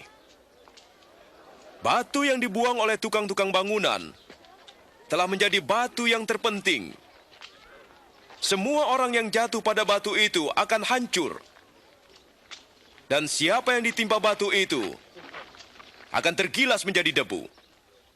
Guru, kami tahu bahwa apa yang engkau katakan dan ajarkan itu benar. Kami tahu bahwa engkau tidak memandang orang, tetapi engkau mengajar kebenaran tentang kehendak Allah untuk manusia.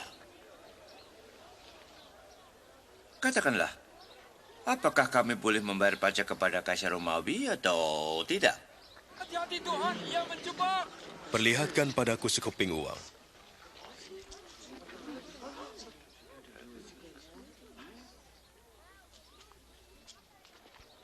Gambar dan nama siapakah ini? Kaisar! Kalau begitu berilah kepada Kaisar apa yang Kaisar punya. Dan kepada Allah apa yang Allah punya. Apa jawabanmu tentang itu? Sekarang tibalah hari raya roti tidak beragi yang disebut Paskah.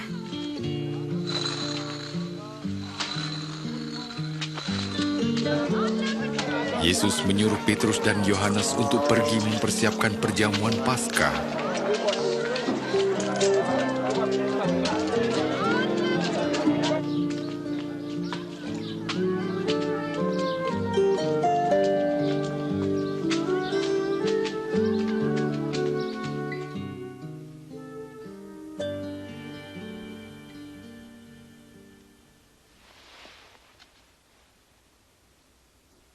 Aku ingin sekali makan makanan Paskah ini bersama kalian sebelum aku menderita. Percayalah, aku tidak akan makan ini lagi sampai arti perjamuan ini digenapi dalam kerajaan Allah.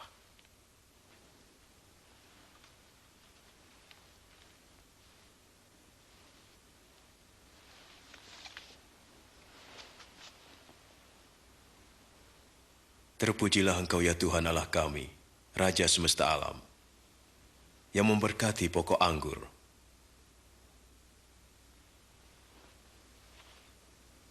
Ambillah ini dan bagikan di antara kamu. Aku berkata padamu, aku tak akan minum lagi anggur ini sampai kerajaan Allah datang.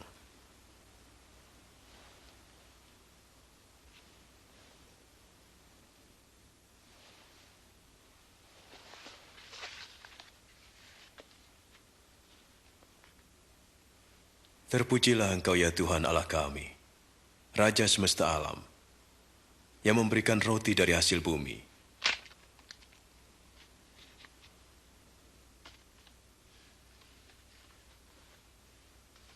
Inilah tubuhku yang diserahkan bagi kamu. Jadikan ini peringatan akan aku.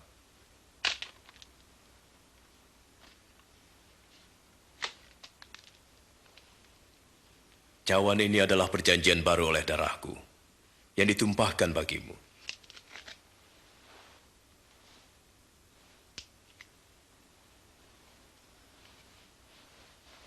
Tapi lihat, tangan orang yang menyerahkan aku ada bersamaku di meja ini. Dan sesungguhnya anak manusia harus mati seperti yang ditentukan Allah, tapi celakalah orang yang menyerahkannya. Tidak mungkin. Tidak mungkin. Mana mungkin?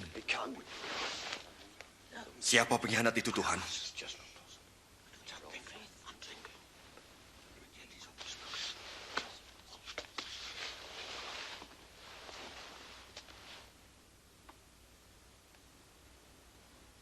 Yang terbesar di antara kamu harus jadi yang terkecil. Dan pemimpin haruslah seperti pelayan. Sebab siapakah yang lebih besar? Yang duduk makan? Atau yang melayani? Tentu saja yang duduk makan. Tapi aku ada di tengah kamu sebagai pelayan. Kamu tetap tinggal bersamaku dalam segala pencobaan. Dan aku menentukan hak-hak kerajaan bagimu. Sama seperti Bapakku menentukannya bagiku. Kamu akan makan dan minum semeja denganku dalam kerajaanku. Dan kamu akan duduk di atas tahta untuk menghakimi ke-12 suku Israel. Jadi pengkhianat itu tak ada? Simon, Simon, lihat. Iblis telah menuntut untuk menampik kamu. Untuk memisahkan yang baik dari yang buruk seperti petani memisahkan gandum dari sekamnya. Tapi aku telah berdoa untukmu, supaya imanmu jangan gugur. Dan jika engkau sudah insaf, kuatkanlah saudara-saudaramu. Tuhan, saya bersedia masuk penjara dan mati bersama-sama dengan engkau. Ingatlah Petrus, sebelum ayam berkokok hari ini, engkau sudah 3 kali menyangkali aku.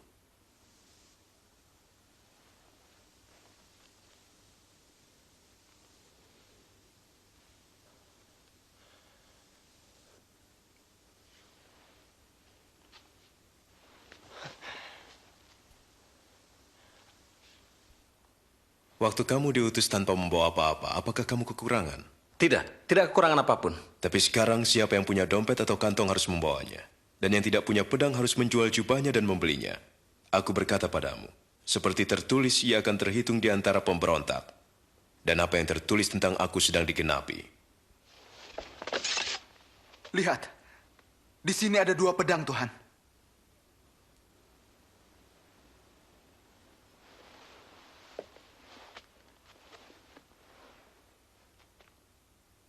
Itu cukup. Mahkamah agama bersidang dan mencari upaya menangkap Yesus.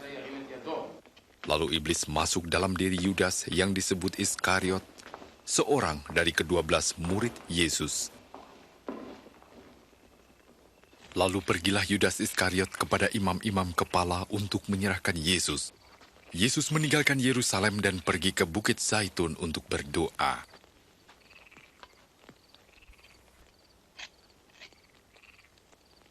Berdoalah agar kamu jangan jatuh dalam pencobaan.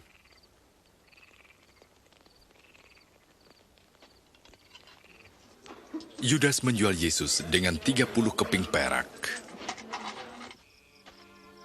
Yesus mengetahui bahwa saat kematiannya bagi dosa-dosa manusia sudah hampir tiba. Lalu ia berdoa,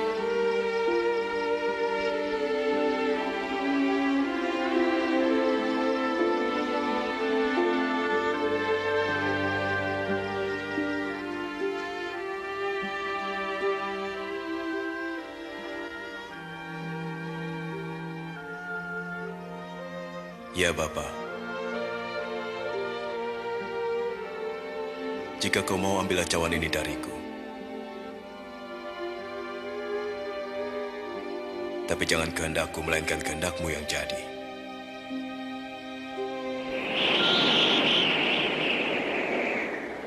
ada malaikat dari surga memberikan kekuatan pada Yesus.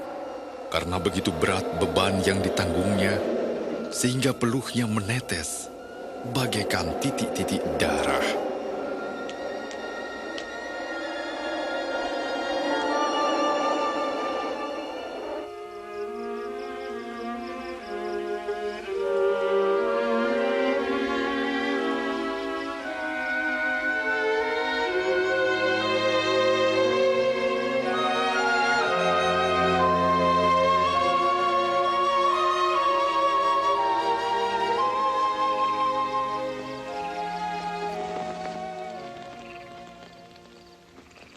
Mengapa kamu tidur? Bangunlah dan berdoa supaya jangan jatuh dalam pencobaan.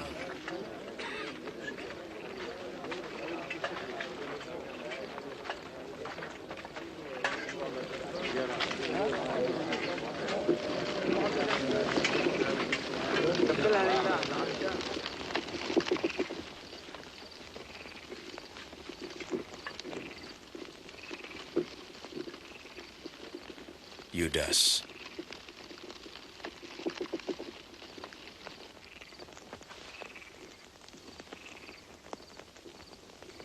Apakah dengan ciuman kau serahkan anak manusia? Tuhan, bolehkah kami menyerang dengan pedang?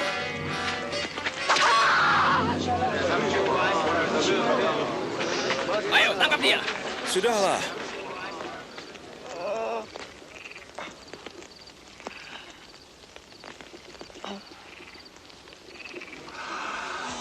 Suatu mukjizat. Apa aku ini penjahat, maka kamu datang dengan pedang dan bentungan. Tiap hari aku ada di tengah kamu dalam bait Allah, kamu tidak menangkapku. Tetapi inilah saatnya kamu bertindak. Kuasa kegelapan menguasaimu.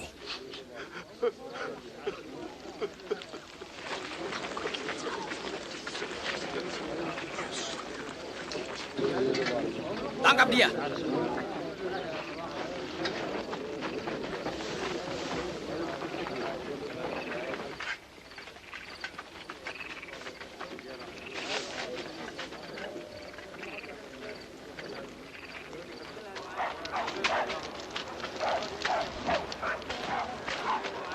Jaga dia baik-baik.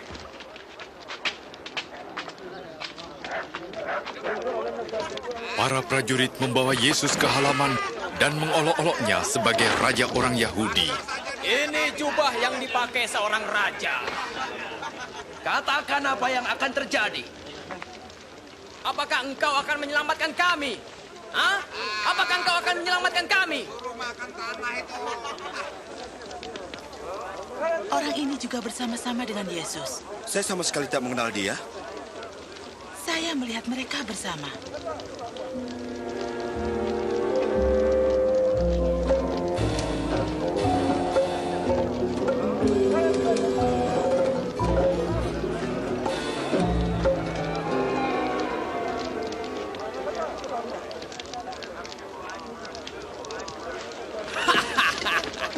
Hamba-hambamu yang rendah hati.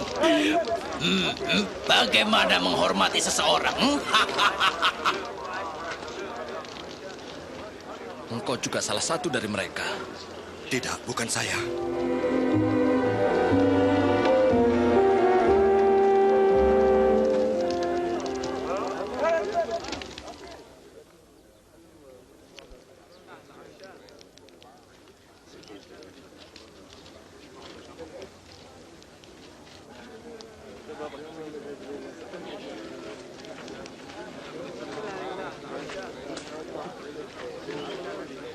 Benar, orang ini pengikut Yesus, sebab ia juga orang Galilea. Pergilah. Aku tidak tahu apa yang kau katakan.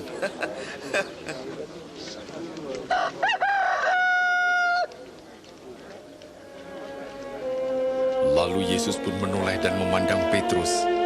Petrus teringat apa yang telah Yesus katakan padanya. Sebelum ayam berkokok hari ini, engkau menyangkal aku 3 kali.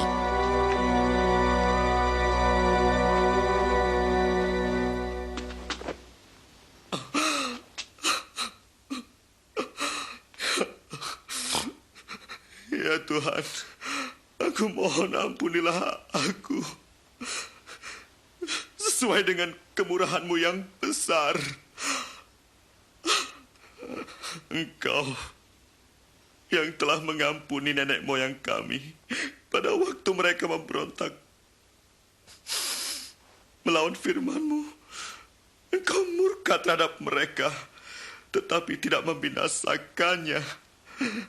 Karena kasih-Mu dan perjanjian-Mu dan kesetiaan-Mu. Engkau menyelamatkan mereka.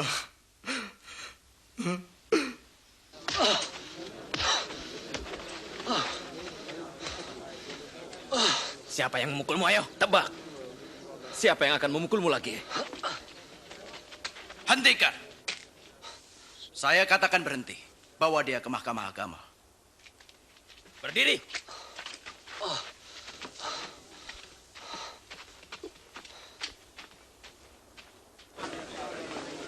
Pengadilan Mahkamah Agama bersidang dan mulai mengajukan pertanyaan-pertanyaan kepada Yesus.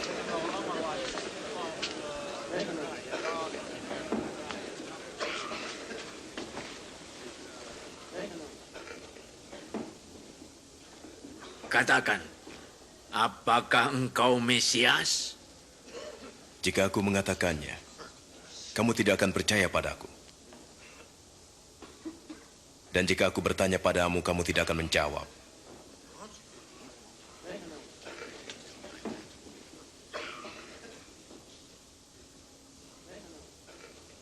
Mulai sekarang anak manusia akan duduk di sebelah kanan Allah yang Maha Kuasa. Kalau begitu, engkau anak Allah? Kau sendiri mengatakannya. Siapa yang memberi dia kuasa untuk mengatakan hal itu? Dosa. Kita telah mendengar sendiri apa yang dikatakannya.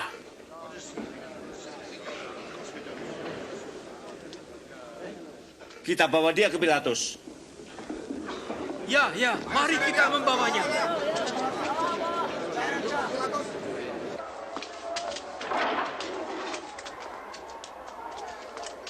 Ayo.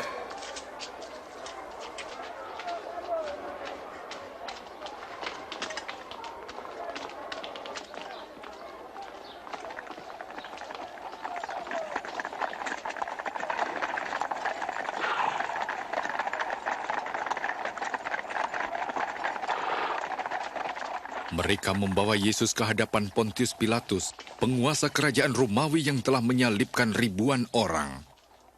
Apa yang menyebabkan kalian pagi-pagi ke sini? Orang ini telah menghasut rakyat. Dialah penyebab kegaduhan di bait suci.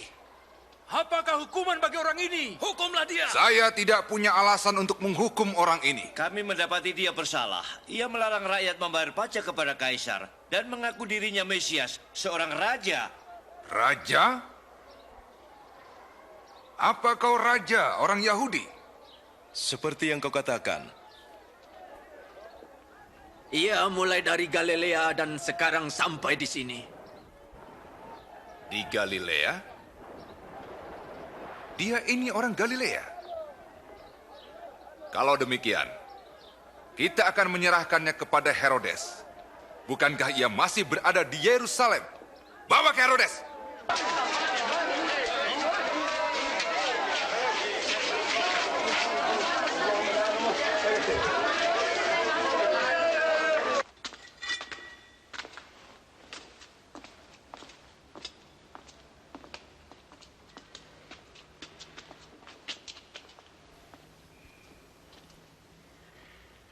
Siapakah engkau sebenarnya?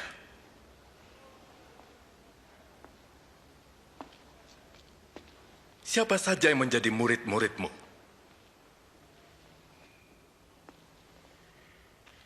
Banyak orang mengatakan bahwa engkau dapat membuat mujizat.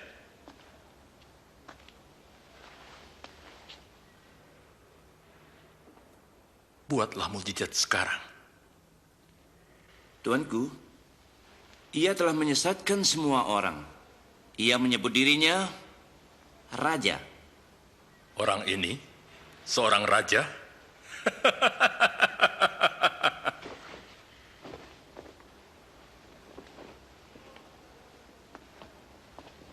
Yang mulia, hajar dia.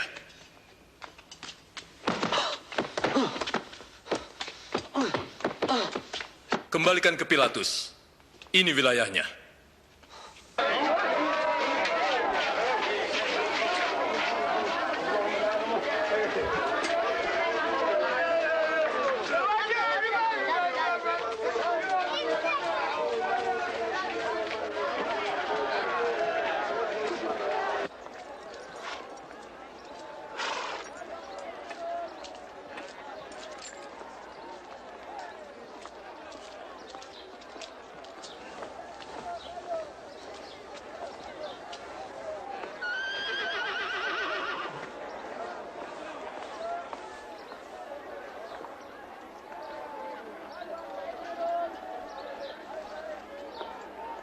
Orang ini tidak pantas dihukum mati.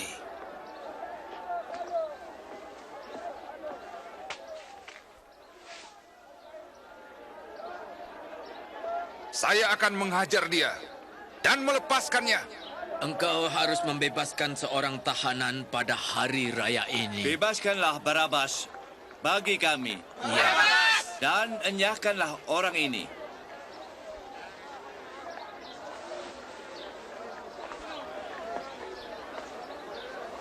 Salibkan dia! Ya, salibkan dia. Kamu, cambuk dia!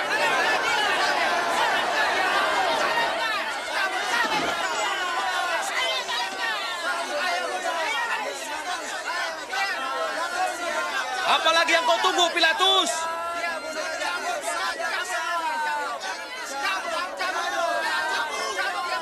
Ia adalah Yesus.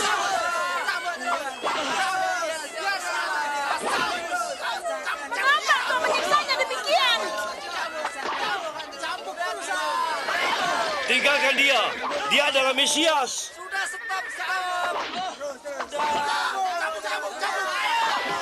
Ia tidak melakukan apa-apa.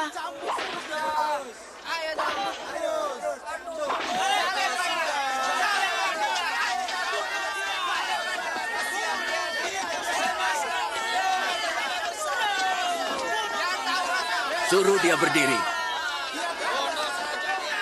Tetapi mereka berteriak dengan suara keras agar Yesus disalibkan. Akhirnya Pilatus menjatuhkan hukuman mati kepada Yesus dan menyerahkannya kepada mereka untuk disalibkan. Sebaliknya ia membebaskan Barabas yang dipenjarakan karena pemberontakan dan pembunuhan. Minggir, minggir, beri jalan. Ayo, mundur. Minggir, ayo, mundur, mundur, mundur. Beri jalan. Minggir. Mundur. Minggir. Oh. Ayo. Minggir. Kamu. Mundur. Ayo. Ayo bangkit. Berdiri. Ayo. Kau! Siapa namamu? Simon dari Kirene. Bantu dia. Putuskan talinya.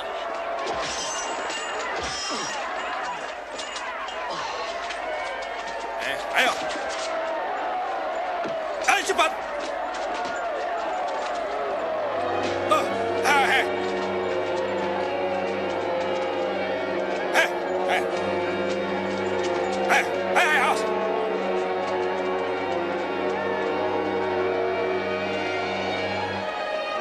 Ayo cepat.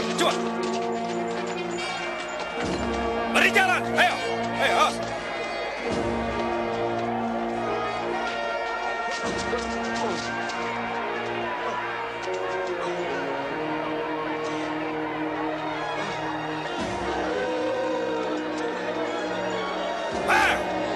cepat.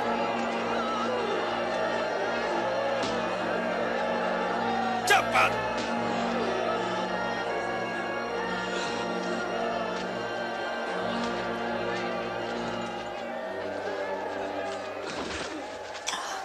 Kami menangisi Engkau, Tuhan. Minum ini, minum. Minumlah, Tuhan. Hai putri-putri Yerusalem, jangan tangisi aku, tapi tangisilah dirimu dan anak-anakmu. Sebab jika orang bisa berbuat demikian dengan kayu hidup, apalagi terhadap kayu kering. Allah menolong engkau. Kami berdoa untukmu, Tuhan. Ayo cepat. Ayo, berjalan. Ayo, cepat. Cepat. Ayo, cepat. Terus. Ayo, cepat. Cepat. Ayo, maju terus. Giliran kau. Ayo cepat-cepat.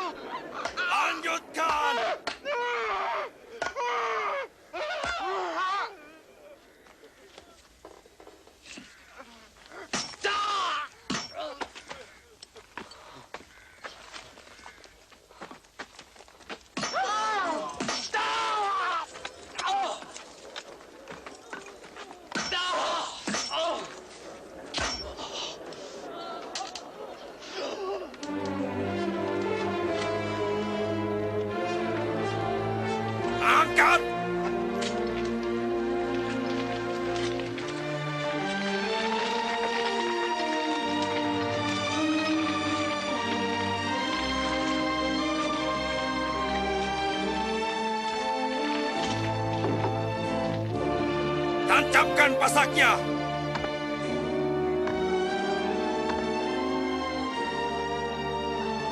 Lepaskan talinya.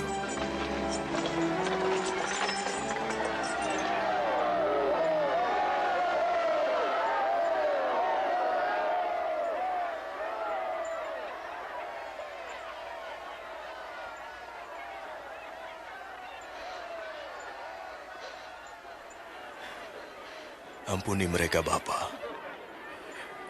Mereka tak tahu apa yang mereka perbuat.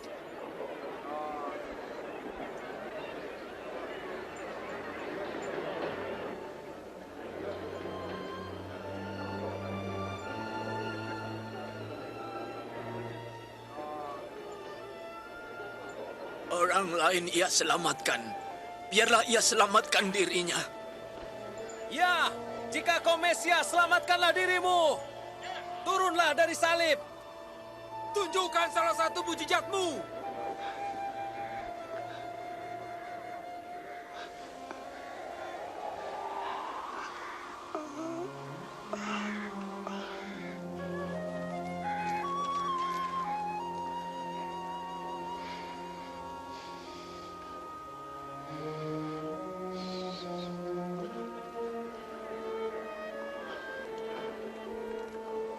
Dan Yesus disalibkan di antara dua penjahat, seperti yang dinubuatkan para nabi ratusan tahun sebelumnya.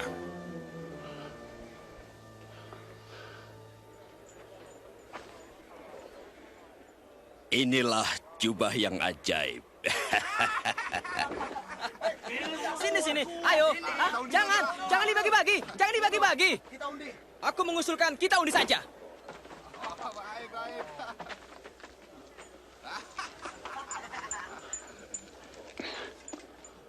Wah, kau yang menang. Akan kau apakan jubah itu?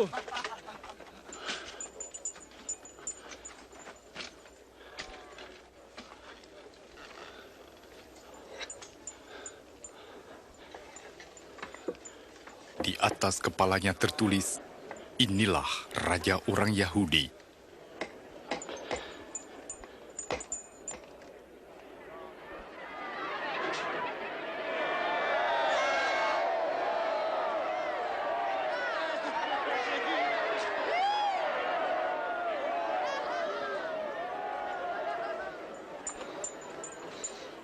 Selamatkan dirimu jika engkau raja orang Yahudi.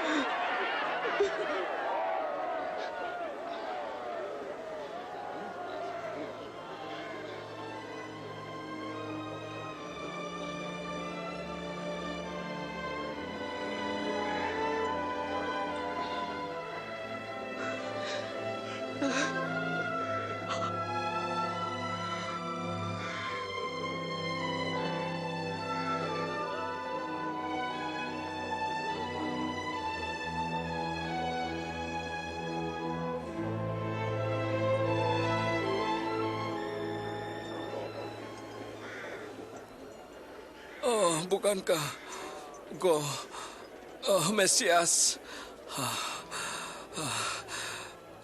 Selamatkan dirimu dan kami. Apa kau tidak takut kepada Allah? Ia menerima hukuman yang sama dengan kau, tetapi ia tidak bersalah.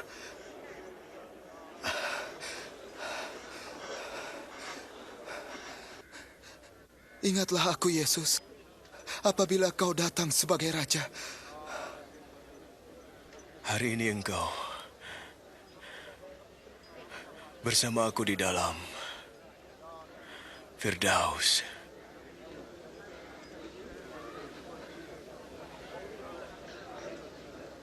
Saat itu kira-kira jam 12 siang, kegelapan meliputi seluruh daerah itu sampai jam 3 sore.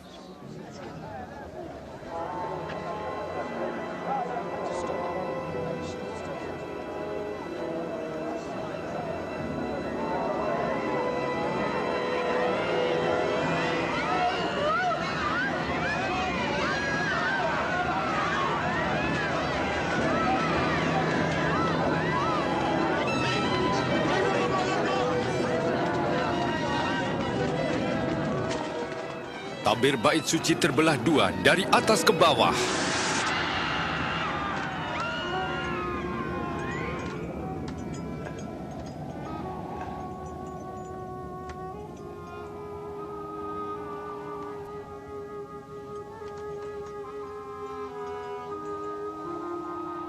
Bapa,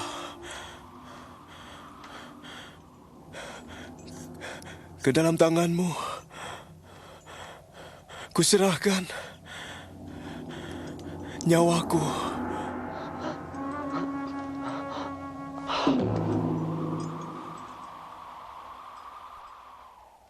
Ketika kepala pasukan melihat apa yang terjadi, ia berkata,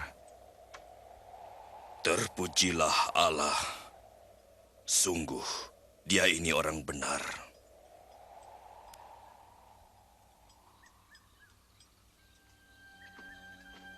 Yusuf Arimatea, seorang anggota Mahkamah Agama, tidak menyetujui tindakan ini.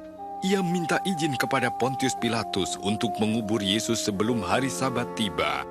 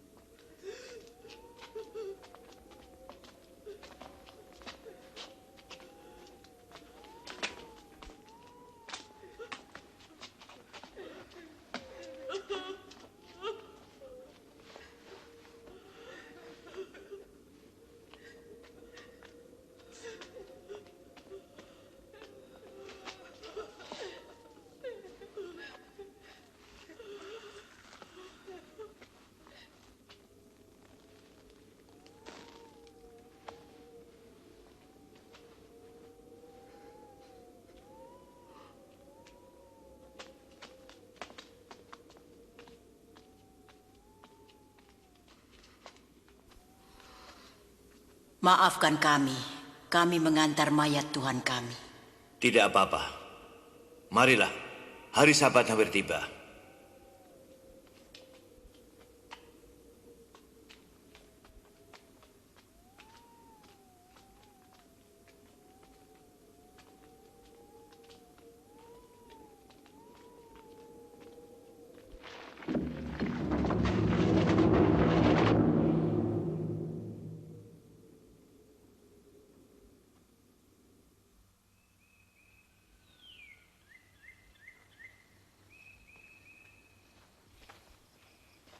Pada hari Minggu pagi-pagi benar, perempuan-perempuan itu pergi ke kubur dengan membawa rempah-rempah. Mereka mendapati batu sudah terguling dari kubur itu, dan ketika masuk, mereka tidak menemukan mayat Tuhan Yesus.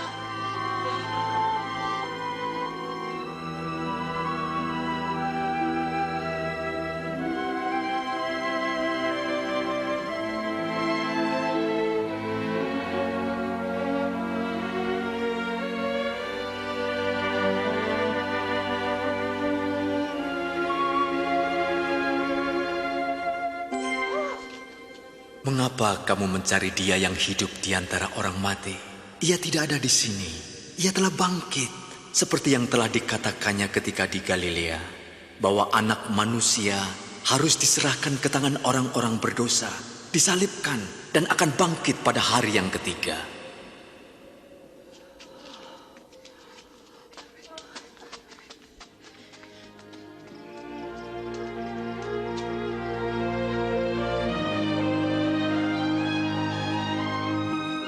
Dengarlah, batu itu telah terguling. Kami masuk, dan mayat Tuhan kita hilang. Apa? Mayat Yesus hilang? 2 orang malaikat berdiri dekat kami, bercahaya seperti matahari, dan berkata, "Mengapa kamu mencari yang hidup di antara yang mati? Ini benar." Percayalah. Percayalah. Kami telah melihatnya. Pergi dan lihatlah. Kubur itu telah kosong. Tuhan telah pergi. Petrus, kau harus percaya pada kami.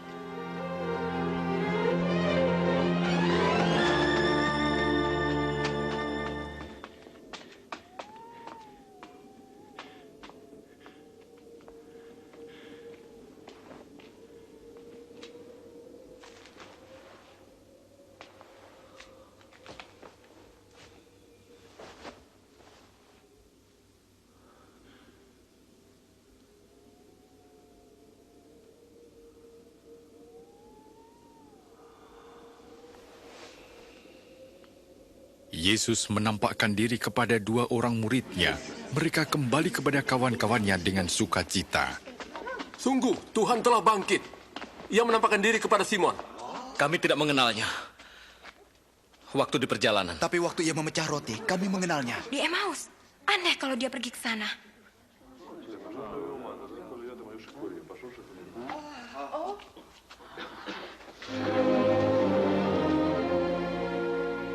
Damai sejahtera bagimu.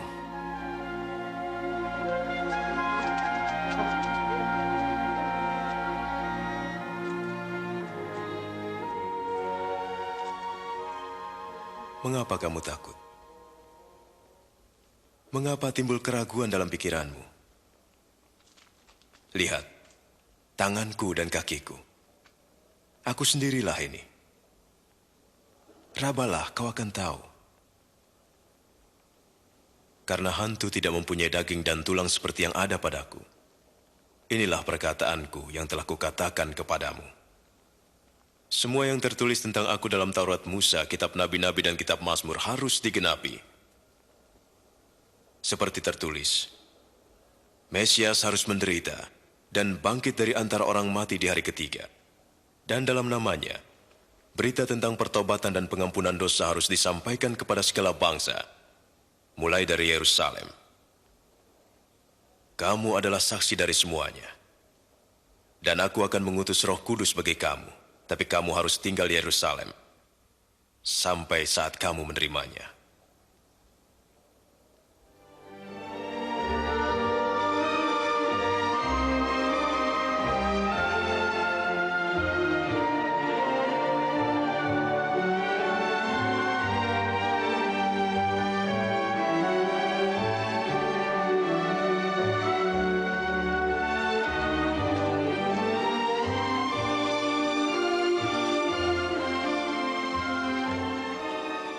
Tuhan memberkati dan memelihara engkau. Kepadaku telah diberikan segala kuasa di surga dan di bumi. Karena itu pergilah, dan jadikanlah semua bangsa muridku, dan baptislah mereka dalam nama Bapa, Anak, dan Roh Kudus. Dan ajarlah mereka melakukan segala sesuatu yang telah kuperintahkan kepadamu. Dan ketahuilah, aku menyertai kamu senantiasa, sampai kepada akhir zaman. Amin.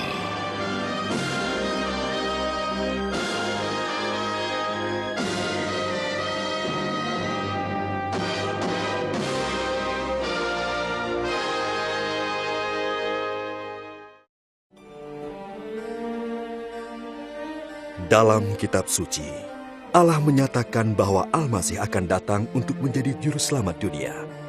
Kehidupan Isa membuktikan sesungguhnya ia adalah seseorang yang diberitakan oleh para nabi. Nabi Yesaya memberitahukan bahwa seorang perawan akan mengandung dan melahirkan seorang anak laki-laki. Berabad-abad kemudian, kelahiran Isa merupakan penggenapan nubuatan tersebut. Kitab suci menyatakan bahwa kelahiran yang kudus itu akan dinamai anak Allah. Ini berarti Isa akan disebut anak Allah di dalam pengertian rohani dan bukan jasmani. Kita melihat kenyataan ini melalui kehidupannya. Ia menyembuhkan orang sakit, mengampuni dosa-dosa, membawa kembali orang kepada Allah, dan menjanjikan suatu tempat dalam kerajaan Allah yang kekal. Ia menyerahkan dirinya sebagai tebusan dosa dan bangkit lagi mengalahkan kematian. Semuanya sesuai dengan rencana Allah. Isa berkata, "Tidak seorang pun dapat mengambil hidupku daripadaku.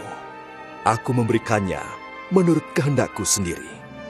Kehidupan Isa tidak hanya menggenapi tulisan para nabi, tapi juga meneguhkan kebenaran firman Allah yang kudus. Para nabi menyatakan, firman Tuhan itu sempurna, firman-Mu kekal ya Tuhan. Isa sendiri mengatakan, langit dan bumi akan berlalu, tetapi perkataanku tidak akan berlalu. Isa datang untuk memberikan hidup yang berkelimpahan.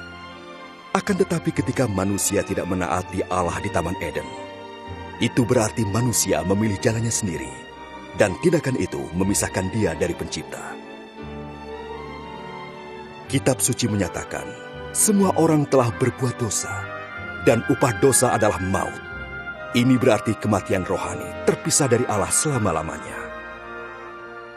Akan tetapi sebagaimana Allah menyediakan domba jantan sebagai pengganti anak Abraham, demikian juga Ia mengirimkan Isa, Sang Almasih, untuk mati menggantikan kita. Kehidupan, kematian, dan kebangkitannya memulihkan hubungan antara Allah dengan semua orang yang percaya kepadanya. Sekarang, semua orang yang mengikut Isa tidak saja diampuni dosanya, tapi juga diselamatkan dari hukuman Allah yang kekal. Mereka dijamin masuk surga dan tinggal bersamanya selama-lamanya. Adalah kehidupan ini serta pembebasan dari kesalahan dan kuasa dosa yang Isa tawarkan kepada setiap orang hari ini.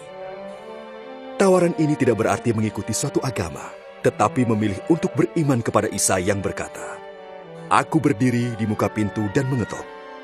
Jikalau ada orang yang mendengar suaraku dan membukakan pintu, aku akan masuk mendapatkannya." Ini berarti berbalik kepada Allah dan mempercayai Isa untuk masuk ke dalam kehidupan kita, mengampuni dosa-dosa, dan menjadikan kita pribadi yang sesuai dengan kehendak-Nya. Tidaklah cukup untuk mengerti Isa hanya dengan akal kita saja, atau dengan suatu pengalaman emosional. Kita menerima Isa berdasarkan kasih karunia melalui iman, sebagai suatu tindakan kemauan. Pada waktu orang bersedia menjadi pengikut Isa Almasih, maka mereka dapat berbicara kepadanya dalam doa yang sederhana. Sekarang, mungkin saudara bersedia untuk membuka hidup saudara kepada Allah. Jika demikian, ikutilah doa yang berikut ini dalam hati saudara. Tuhan, saya membutuhkan Engkau. Terima kasih atas kematian-Mu di kayu salib untuk dosa-dosa saya. Saya mengaku dan bertobat dari dosa-dosa saya. Saya membuka pintu hati dan menerima Engkau sebagai Juru Selamat dan Tuhan saya.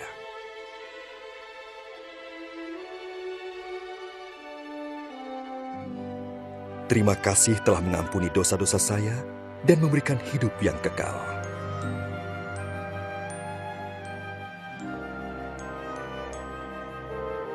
Bentuklah saya menjadi pribadi yang sesuai dengan kehendak-Mu. Ketika saya menjadi pengikut-Mu. Amin. Isa berkata kepada para pengikutnya, "Domba-dombaku mendengarkan suaraku.